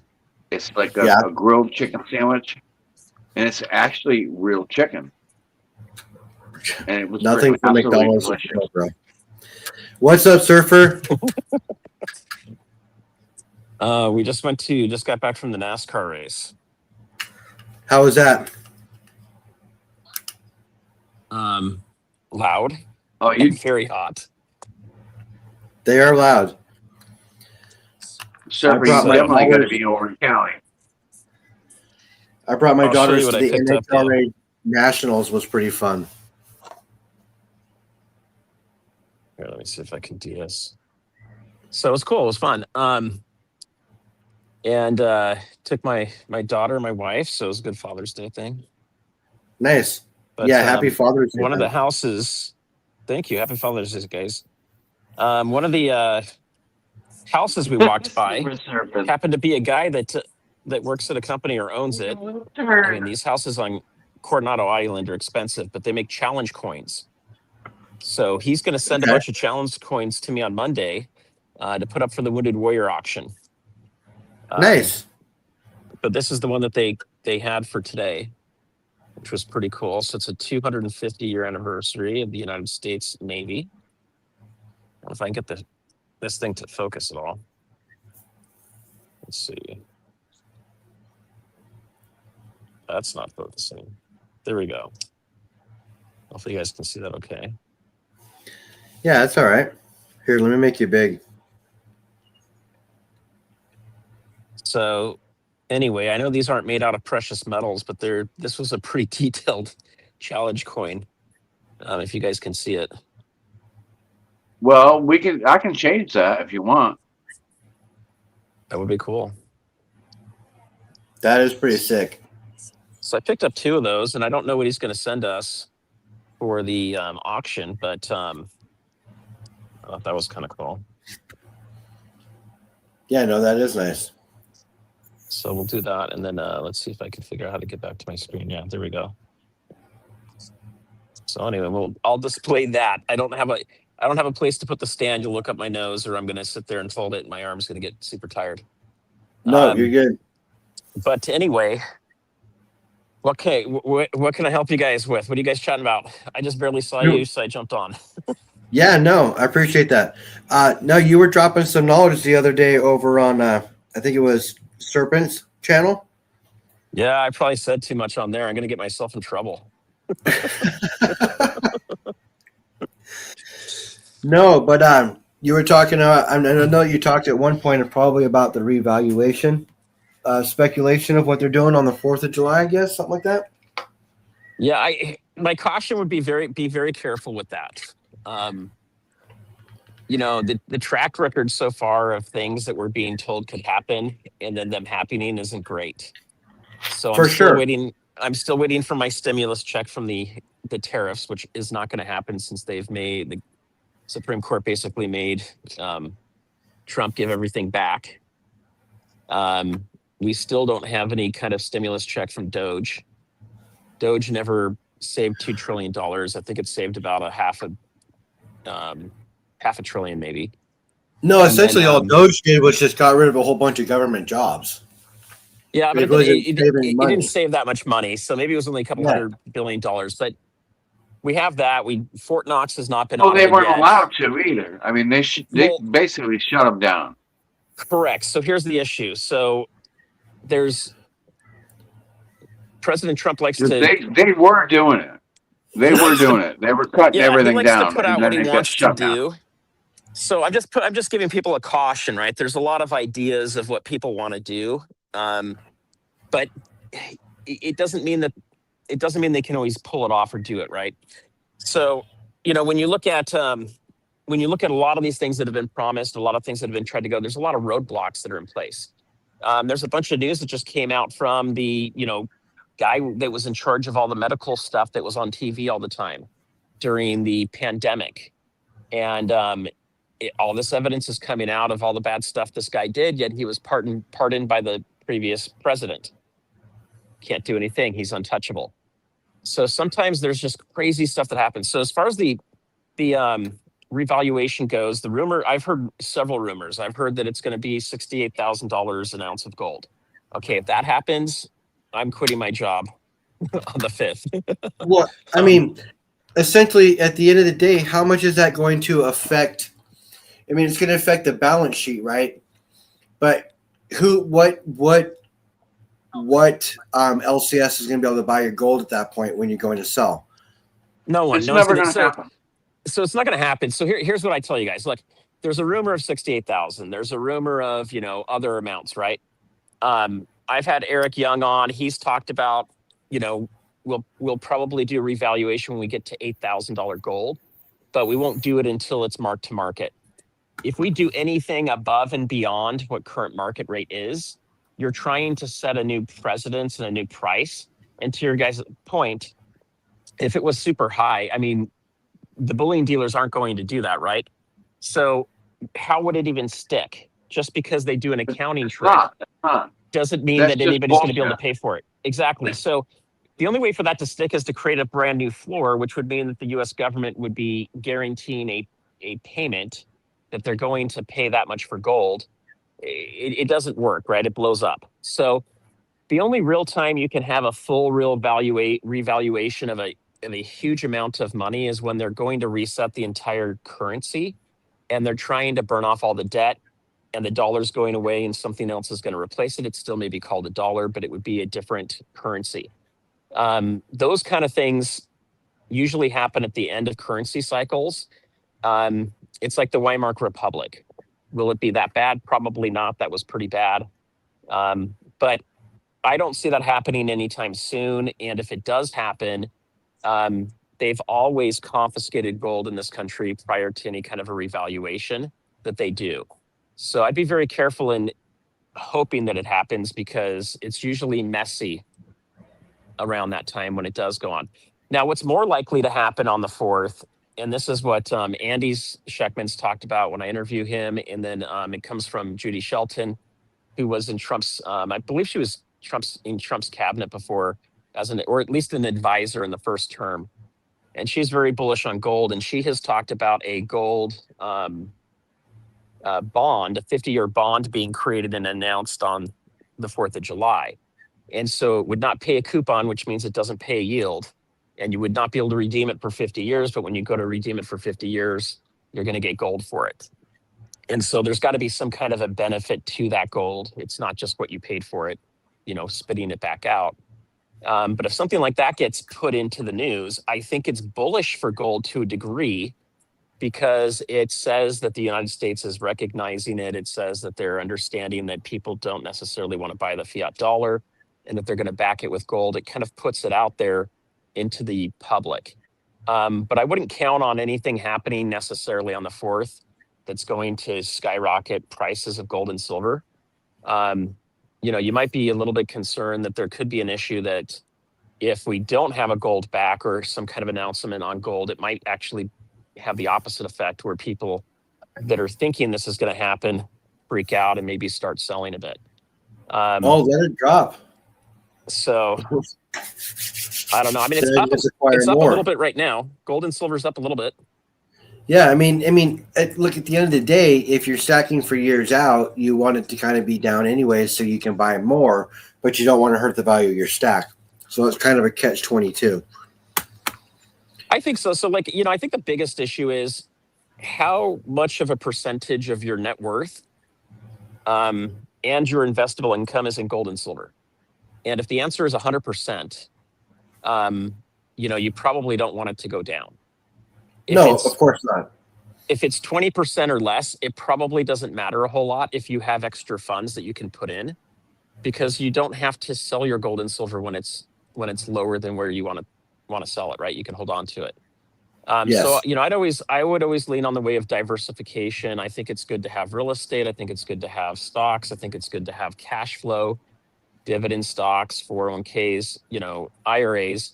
A lot of people have those. And I don't like the best way to go. Yeah, I don't like 401ks myself. I've stopped contributing to it, and I've just been buying gold and silver on my own. So yes, it cost me a little bit in taxation for it today. But we'll see what happens down the road with it. But I'm at least in control of that part of it. And I don't get a lot of great options for my 401k. It's all pretty much tech stocks. And I'm really concerned about what's going to happen with tech stocks, even potentially with the company I work for. There's just a lot of competition with AI coming in. And so, you don't want all your eggs in one basket. And if you make your money from an AI tech company, you don't necessarily want to put all your investments in the AI tech company and their competitors, because you run into the problem of, if that industry gets hit super hard, it can wipe all your income streams out. So for sure, having diversification is very, very smart. And so I would caution people on having too high of a percentage of their net worth in gold and silver. You just need to be careful with it, okay? Well, you do, because if you talk to any yeah. Well, I mean, you do, because if you talk to any financial advisor, they're going to tell you that not to even invest in gold and silver, because that's not even in their radar when it comes to a lot of stuff. So yeah. your average financial advisor doesn't even talk about those things, so make sure that you talk to more than one. And if you're doing gold and silver, just keep in mind you're doing it on your own. Hey, Broke Stacker. Sorry, I didn't mean to cut you off there. Stacker. No, so I agree. I think 20% is a good number, personally. And I look at that for net worth. So, I think if you can get to 20% in gold and silver for your net worth, that's great. Now, personally, I would say it should be gold, not silver, for 20%. And then if you want silver, have it be on top of that. But I know a lot of people are in a position where they cannot afford gold, especially at these prices. And maybe they didn't buy it back when it was below $2,000. I think it's okay to have it be to include silver, but I would get to the point eventually in my suggestion, okay, not a financial advice. I'm not a financial planner advisor for you guys, but when you look at what the financial advisors do say, like Morgan Stanley and Bank of America, they talk about gold. They don't talk about silver. So they're looking at 20% being in gold, because gold is less volatile, and it has, really been tested by time for about 6,000 years, and it's done super well. So, but you can start, it's a tier one asset like dollar. It's the only two that exist out there. Silver's not there yet. Now you can take silver today, play the gold to silver ratio, and start helping yourself accumulate that gold. And there's a lot of ways to how you're going to structure that and what you're going to put in there. But to answer the questions on the screen too, I don't know specifically what happened today. It looks like it's jumping up. My guess is it's probably jumping up because it actually took a pretty good dive the other day. I think it was Thursday, Friday. Let's see. It was Wednesday, Thursday that it took a dive because it was not open on Friday. Well, it's down to like 60. Yeah, it was pretty low. It was pretty low. So, if you guys, I don't have a chart to pull up, but if you guys look at the charts, a lot of times it'll be oversold. We probably got to an oversold position. But I still think there's a very high probability that we're going to test the 50-year cup or the 45-year cup and handle, which is going to put us somewhere at $50 to $52 an ounce, which means that you would probably be $3 or $4 above that for buying. So you guys were mentioning 55. If you can pick up silver at $55, I think that's going to be a great opportunity. Could it go lower? Yes, it could. If it does go lower than the 45-year cup and handle and that becomes resistance, we have some issues. We could see it go down quite a bit lower. But the fundamentals are the same. We're still in a 6-year deficit of what's pulled out of the ground and what's consumed by industry. It's still a very strategic metal. And the sulfuric acid is still not coming out of China. China normally refines 80% of the silver. They're not letting that leave their country anymore. So, I mean, you can extrapolate what that means. We're going to continue to have shortages, and maybe the shortages are going to get bigger. So don't confuse short-term price China knows action. that we need silver for AI.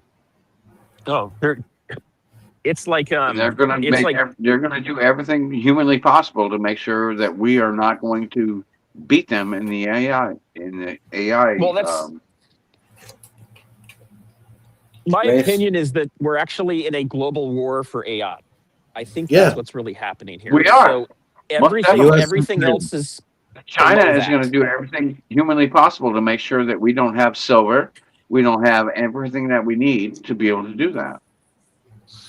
I think they're trying to get to what's called super intelligent AI, which is basically like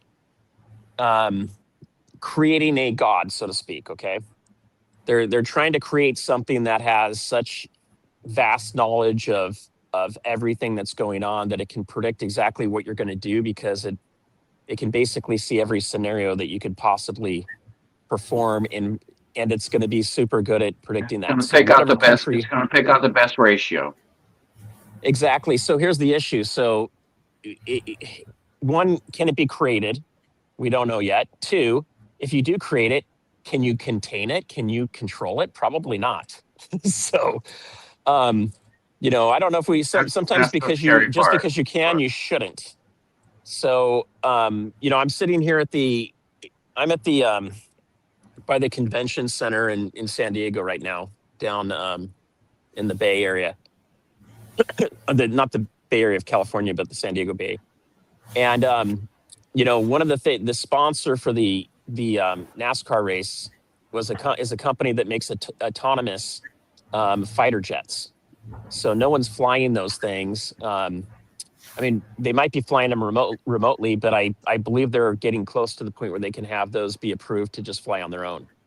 And, that's like Skynet stuff. So, hopefully they've programmed it well, and hopefully it doesn't do bad things. But that's the war. That's the race. I think we're trying to get to a point where China thinks they can create that. We're trying to create it. We've got all these new data centers going in to try to, speed up the process of it. No one seems to care about the environment anymore. I guess that was last year. This year, they just want data centers. But nothing makes any sense anymore. But it's a ton of silver. I can't remember how much it is, but like one of those big data centers, I think it's like a ton of silver that they use. It's not kilos. It's like a lot of silver. That's a lot of silver. So don't quote me on that, but if you guys go look it up, it's a lot of silver and solar panels. But even with that said, you also have to realize if we do, there's a scenario where the Fed could raise interest rates. And if they raise interest rates by 100 basis points, which is an entire 1%, I'm going to say that they're going to start collapsing the regional banks. And if they collapse the regional banks, they're going to start to collapse other businesses. The government's going to have a hard time making payments on all the loans they're going to have to reissue. And a lot of other people with credit cards are going to have a hard time if all of a sudden they're paying 35% interest annually. It takes less than 3 years and you have just paid for it twice. So if the Fed does that, they're going to break a lot of stuff. And if they do, we could get into a deflationary recession. We could get into even a depression. And if that happens, I do think they'll end up printing our way out of it. So the reason I'm just saying all of this is you've got to be aware that we could see much lower silver prices. But in the long run, I believe we're going to see much higher silver prices. And so I just caution people on going too heavily into something that you may have to sell. Now is still a good time to probably have some cash around just for emergencies, as well as to shore things up. No one has a crystal ball. We don't know exactly how these things are going to go down. But I like to plan. I like to hedge stacks. So I like to plan for 4 or 5 to 10 different scenarios. And, how do I do that? Well, like I said earlier, they do not want gold and silver to get too high. Because look at it realistically, all right? We are a small community, our little group here, but we have a bunch of silver. And there's a lot more communities out there who have silver and gold and everything else. And if it gets too high and we all cash in at the same time, there's going to be a major, major, major problem. Yes. Well, and so this comment that just came up is perfect here. So why does Surfer stack? I'll tell you guys why. I believe that there's going to be a race for governments and very wealthy people to acquire all of the physical assets. And in return, they're going to tokenize it, which basically means that they assign a digital version of it, and you cannot sell them without the pair. And in order for them to tokenize it, someone has to hold it in a vault. So I believe what we're going to be getting down to is a point where they're going to try to suck up as much gold and silver as they can at some point, have it be in vaults. Your titles of your car, titles of your home, titles of your business, maybe even ownership of your business, the stocks you own. Everything's going to get tokenized to a point where it becomes very easy to borrow against it. It becomes very easy to trade it.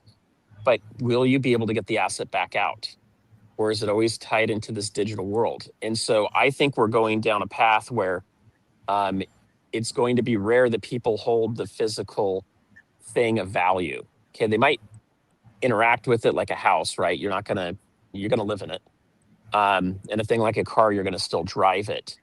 But do you actually own the certificate? Do you own the vehicle itself? Isn't that what we do now? Basically a fancy Isn't that what we do now? You don't own your home. I don't care what state you live in. If you don't pay your taxes, they will come take your home. They will. You don't own your home. You don't, but it's even worse than that, right? So it goes even further than that, right? So as long as you have property taxes on your house and you don't pay them, they can take it, right? You don't have a allodial title on it. Okay, and even people like I had Ted Speaks that came on. It's very, very, very difficult to get one of those if you can even get one. I don't know how to do it. I've looked into it, and it looks like something that people talk about, but it's not really something you can pull off. So technically, yes, you're still doing that, but this takes it even a step further where you're never owning the title of those things too. Okay, but that's just one example. You don't own anything. You just pay rent on it. The gold and silver you own. You do not pay rent on that. No, that's the only thing I got. Yep. So what happens when they start tokenizing all of that, right? That's where it starts to become a little bit of an issue. So if you've bought things with cash, sell them for cash would be my opinion, or keep it, right? Keep it off the books. So I think it's important to do some of that stuff. We don't know how it's all going to play out, but the tokenization, I think, is coming, and I think it's going to be a thing where, they're going to try to hold on to as much of the assets as they can. I think it's going to be harder for us to hold on to it. And then you're going to have stable coins. And the problem with stable coins is it's programmable, it's traceable, and it's a surveillance tool. And so at some point, you may want to make a transaction where you really just don't want it being put out there on a public ledger. And it might be as simple as giving some money to your kids. You just don't want people knowing how much money you give to your kids. If you have a public wallet and someone finds out that wallet belongs to you with a stable coin, now they can watch your public wallet and they can see how much money you have, right? So there's just a lot of like privacy and security things that aren't great about that. And that's where I think the precious metals are going to come into play. But at the same time, they do not yield. And so if you are going to retire at some point and you want to be able to live off of some of the things you have, you're either going to be selling your gold and silver, or you're going to be buying some other things, or controlling them to the point where it creates cash flow, even if it's in stable coins. If we all have to end up using stable coins, well, then use them for what you need to use them for. But then pull as many assets out as you can into gold and silver would be my opinion. But I could change that as we get closer to it. It depends on how it all unfolds and what it looks like. All right, Silver Fox just said that you still have to pay silver taxes on gold and silver when you sell it. Depending on how much you sell at one time. Well, I got a safe sitting here full of gold and silver. It's going to go to somebody someday. And it's going to be it's going to be a note in there saying, don't sell more than a couple thousand at a time. Well, if you pass it to your kids, there's going to be a step up in basis. So there will be no taxes on anything that's the day that you pass. It locks it in. Now you got to talk to your attorneys to make sure that you understand the laws right. I know in trusts it's protected very easily that way. I believe personally it can too, but you have to deal with things like probate. And if you don't have a record of this in your will, your gold and silver, it's just sitting in a vault. I'm not exactly sure how all that would go down or work. Because where's the record that you actually gave it to them? So there's a few things that may need to be done there, but if you pass, you can get a step up in basis so that there's no taxes to the person that's selling it. But I'll just kind of reiterate in there. Well, you don't have to pay. I'm sorry, but you're getting more into the technical part of it. If I die, my roommate is going to make a phone call to my sister. My sister is going to say, okay, I'm coming down and taking all his stuff out of his room, and I will distribute it appropriately. Yeah, but the stuff that he's talking about will still have to be dealt with the right way. And nobody's going to know what I got. What he's trying to do is there's two options, right? So the option you're talking about where no one knows about it, the government doesn't know it exists, just your family, and they split it up. You can take that and you can then liquidate it if you want somewhere. You're still you don't have to pay taxes ever. You don't have to pay your taxes. If you don't, there's consequences. So I wouldn't say that you have to. What I would say is you're obligated to. It's your responsibility, and if you don't, and you get caught, then you're going to have fines, and you could have jail time, and you could have funds. I'm going to be dead. Bank accounts. I'm going to be dead. So it depends. Look, it depends on how much you've got, right? If you've got an amount that you can move, kind of under the radar, you can try to do that if you want to, but it's the moment that things aren't under the radar, or they start using AI, or you're getting more than cash back, you have to be aware of that. There's, things could change down the road, and you could get to a point where people are still going to have to end up paying the taxes on stuff. So, anytime you're trying to skirt around things, you need to be very careful, because when you get caught, there's huge fines. So I don't recommend skirting around. What I recommend doing is trying to structure it in a way so that it's completely legal. And when you go to do it, there is no taxes, because you went through the right legal channels for it. And there's just no taxation when you go to sell it. So you don't have to worry about any of that stuff. And you could take a check, you could take cash, you could take other credits of other kind. And there's ways to do it so that you're not sending all this information to the government or IRS ahead of time. It's sitting in a living trust. And so no one even sees it until the day that they open it, because you've passed. And then you've got there's things that I'm not an attorney, so I can't go into all the details of it, but there are ways to set things up so that you don't have to worry about the taxes when they go to sell it. That's all I'm saying. All right, I hear you. But... So look, there's other ways you can do things. Nobody Right? knows. Nobody knows what I have. Understood. Yeah, I understand. But what he's trying to say is that to do it legitimately, you can find a vehicle. I don't give a shit about doing legitimate. Okay. My sister's going to get a phone call that says, he croaked and he shit to bed. And then she's going to come down here and grab my safe. She's the only one with the code, only one with the key.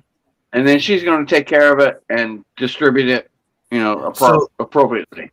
I understand I understand what you're saying, but just understand that that you can create a vehicle to make it so when your loved ones that are cashing those things, so I can pay them taxes? No, just listen to me. Just listen to me, please. Listening. Okay, because I've helped create accounts like this before. Now I'm not telling you that this is what you should do, but you should definitely look into it. Okay, so there's living trusts, which you can go create right now, and you can keep pumping whatever, and they can know exactly what you have in it, and you can keep changing it and adding to it as you go. And then when you pass, then it becomes public. But when that happens, what he's saying is that makes it so any financial tax or any other implications that might happen channel through that, and they're a lot less, and there's no illegal implications when it comes down to it. So if your loved ones take your metals that you're planning on passing along in the safe to your sister, if they go and they cash out, let's say $3,000 in gold, okay? Let's just say 3,000. But somebody finds that suspicious, they can draw suspicion, right? Okay, so if that starts getting looked into, then they all of a sudden find more reasons to look into it, more and more reasons to find, and then they start digging in, confiscated your house, and they find out that you got all this silver and gold that you got without paying taxes on it, and then they get all these extra fees, possible jail time, and additional things that can happen to them. But if you create the right vehicle now, you can save them from all of that later, is the whole point to this conversation right now. Yeah. So look, all I'm saying is this. There are ways to structure things so that there's no tax burden for your relatives when you pass. And it's completely legal, and it's what the wealthy do, okay? There's also ways to structure things where no one ever knows anything about anything. You try to keep it all under wraps. But when someone goes to move anything substantial, I mean, there are reporting. Yeah, I mean, you can't send a bunch of money or metals to a place or even locally and then have a big wire transferred into an account. Now, like you mentioned earlier, if you just take a little amount and you do things, okay, maybe you can fly under the radar. But what I'm saying is you don't have to do that. There are ways to legally do it to where there's no tax implications at all. No one has to worry about it. And you don't have to have everything be completely disclosed. And it's as simple as having a binder in a safe or in your home that has your stack indicated in a spreadsheet or a document that's there that basically calls out all the stuff you have. No one knows about it until you pass. And then once they have it there, they can, I mean, heck, if they wanted to burn the piece of paper, they can burn the piece of paper. If they want it to go through this system you've set up, you can go through that system. The only time it's going to have more of a recording officially is if it's in a trust and you're itemizing every item out and you're giving that to an accountant. Now, if you're doing that, you probably have a lot of metals, and this is a much bigger deal than just a few things in a safe, right? You might be in the hundreds of thousands into the millions of dollars worth of metals. So, when super wealthy people pass and we'll take David Bateman, okay? The guy's got $1.5 billion of silver and gold. There's no way he could move any substantial amount of that without someone's eyeballs on it. So for him, he has to structure it this way, right? So he's not worried about hiding it from the government because there's no way they didn't know he was buying it in the first place. There's too many reports that have to go out when you're buying all these securities and doing stuff. So all I'm saying is there's ways to do it. There's many ways to do things. A lot of people lose stuff in boating accidents, but you don't have to if you don't want to. And then as far as a YouTube channel goes, publicly, I have to say that I would never advise you guys to go against what the IRS would say. I've been told and emailed by the IRS. They watch every one of my videos, and they sent me emails from at irs.gov. Well, you're probably not a good guest to have right now. If IRS is watching every freaking video you have, I'm going to tell you about IRS. If you think if they're watching my videos, I guarantee you they're watching your guys' videos. You go for it. Because I'm going to tell you what. My sister's going to grab all my shit. It's going to be disappeared, and nobody is ever going to know a dime. Well, they're monitoring his channel. They're not monitoring my channel, buddy. But here's the thing. If they're monitoring my channel, they're probably monitoring everyone. Yeah, they're watching both of us right now. It's all right. All the time. All the time. If they're monitoring it all the time. Now, this guy swears that he just likes the channel. But I'm like, well, don't send me stuff from your IRS email because I'm not going to talk to you. Yeah. But here's the thing. Dude, they put me on a no-fly list for a while. I'm a small fish.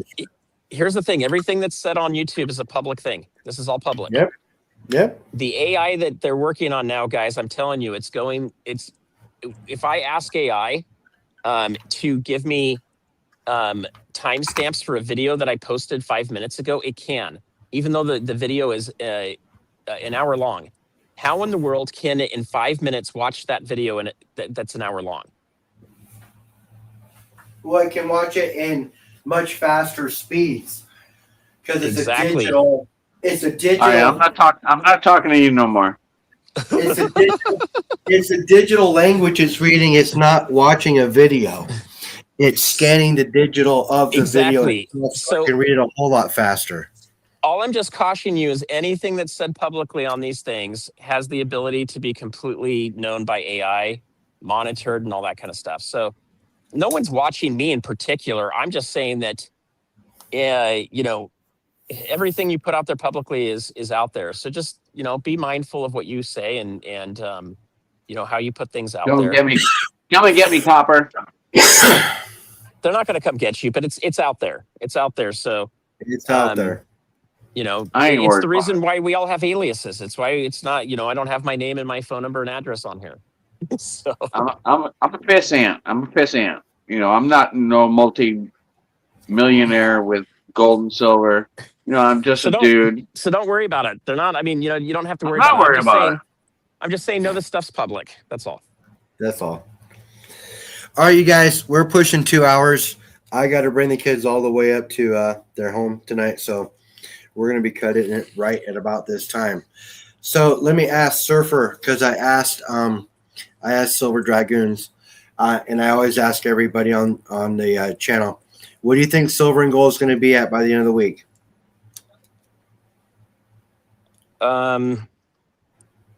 I think we're going to be. I think we're going to be in a range this week between about $65 and $70. Oh, you think we're going to go in that range? We're going to think we're going to go up? I thought we were going to drop. I think we're going to go lower. What do you think on gold? We might go lower, but I don't think we're going to go above that. But I think we might be in that range a little bit for a few days. I think a lot of people are more bullish on anticipation of what's going to happen on the 4th of July. And if that does not end up being what they're hoping for, I think we're going to be going quite a bit lower after that. With gold, I think gold's going to kind of hang around where it's at now. I think it's somewhere around $4,200, $4,300, somewhere around there.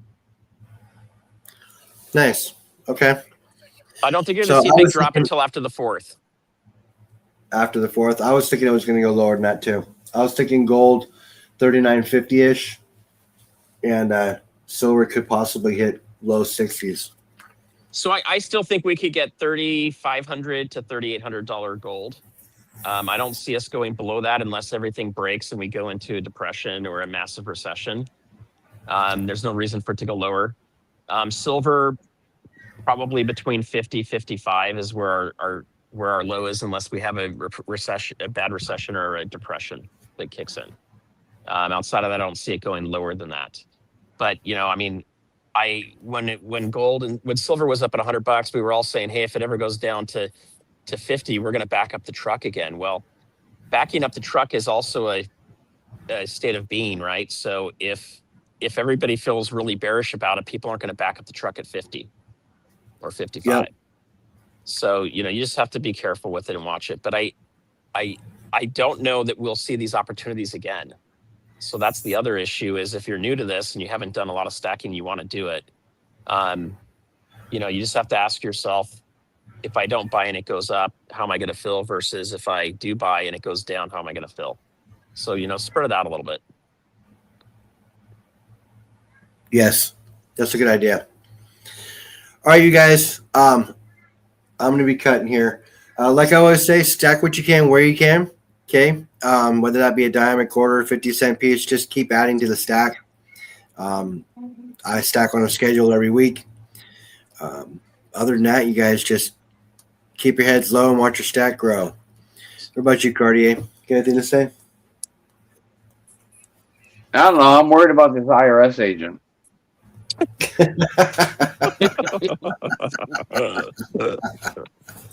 Oh, it's been a long time. I think I've said too much in front of this man. So I appreciate you coming up here.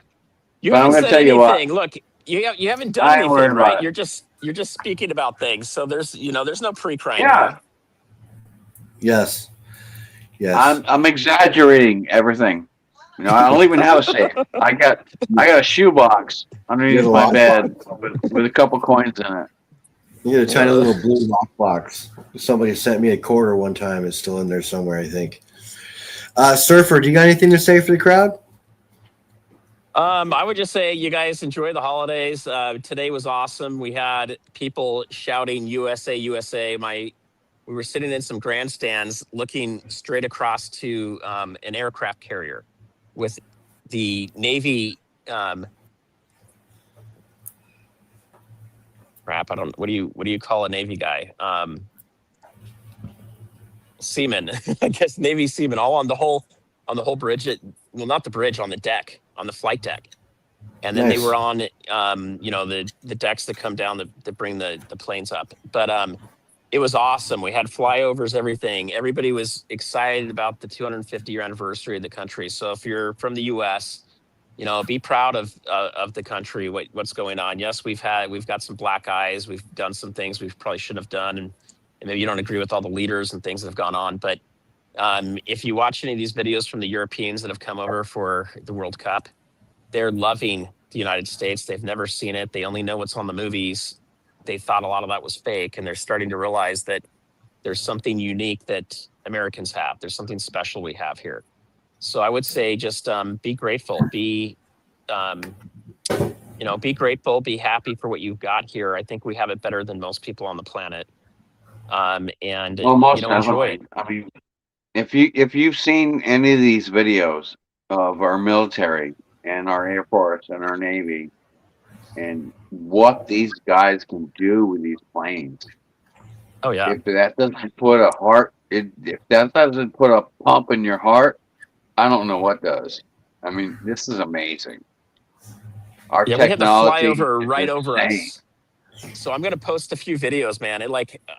I almost had a heart attack when the fighter jets were going over us. It was so freaking loud. It was awesome. They're the best of the best, man. We'll make sure we watch them. The best of the best. Thanks again for coming up, Surfer. I appreciate you. Yep. I'm glad you had a good Father's Day. I will look to see you around. Thank you for sharing all the knowledge that you have. Thanks again. All right, you guys, have a great evening. Thank you all for being here. We'll see you all next week. Thank you. Bye.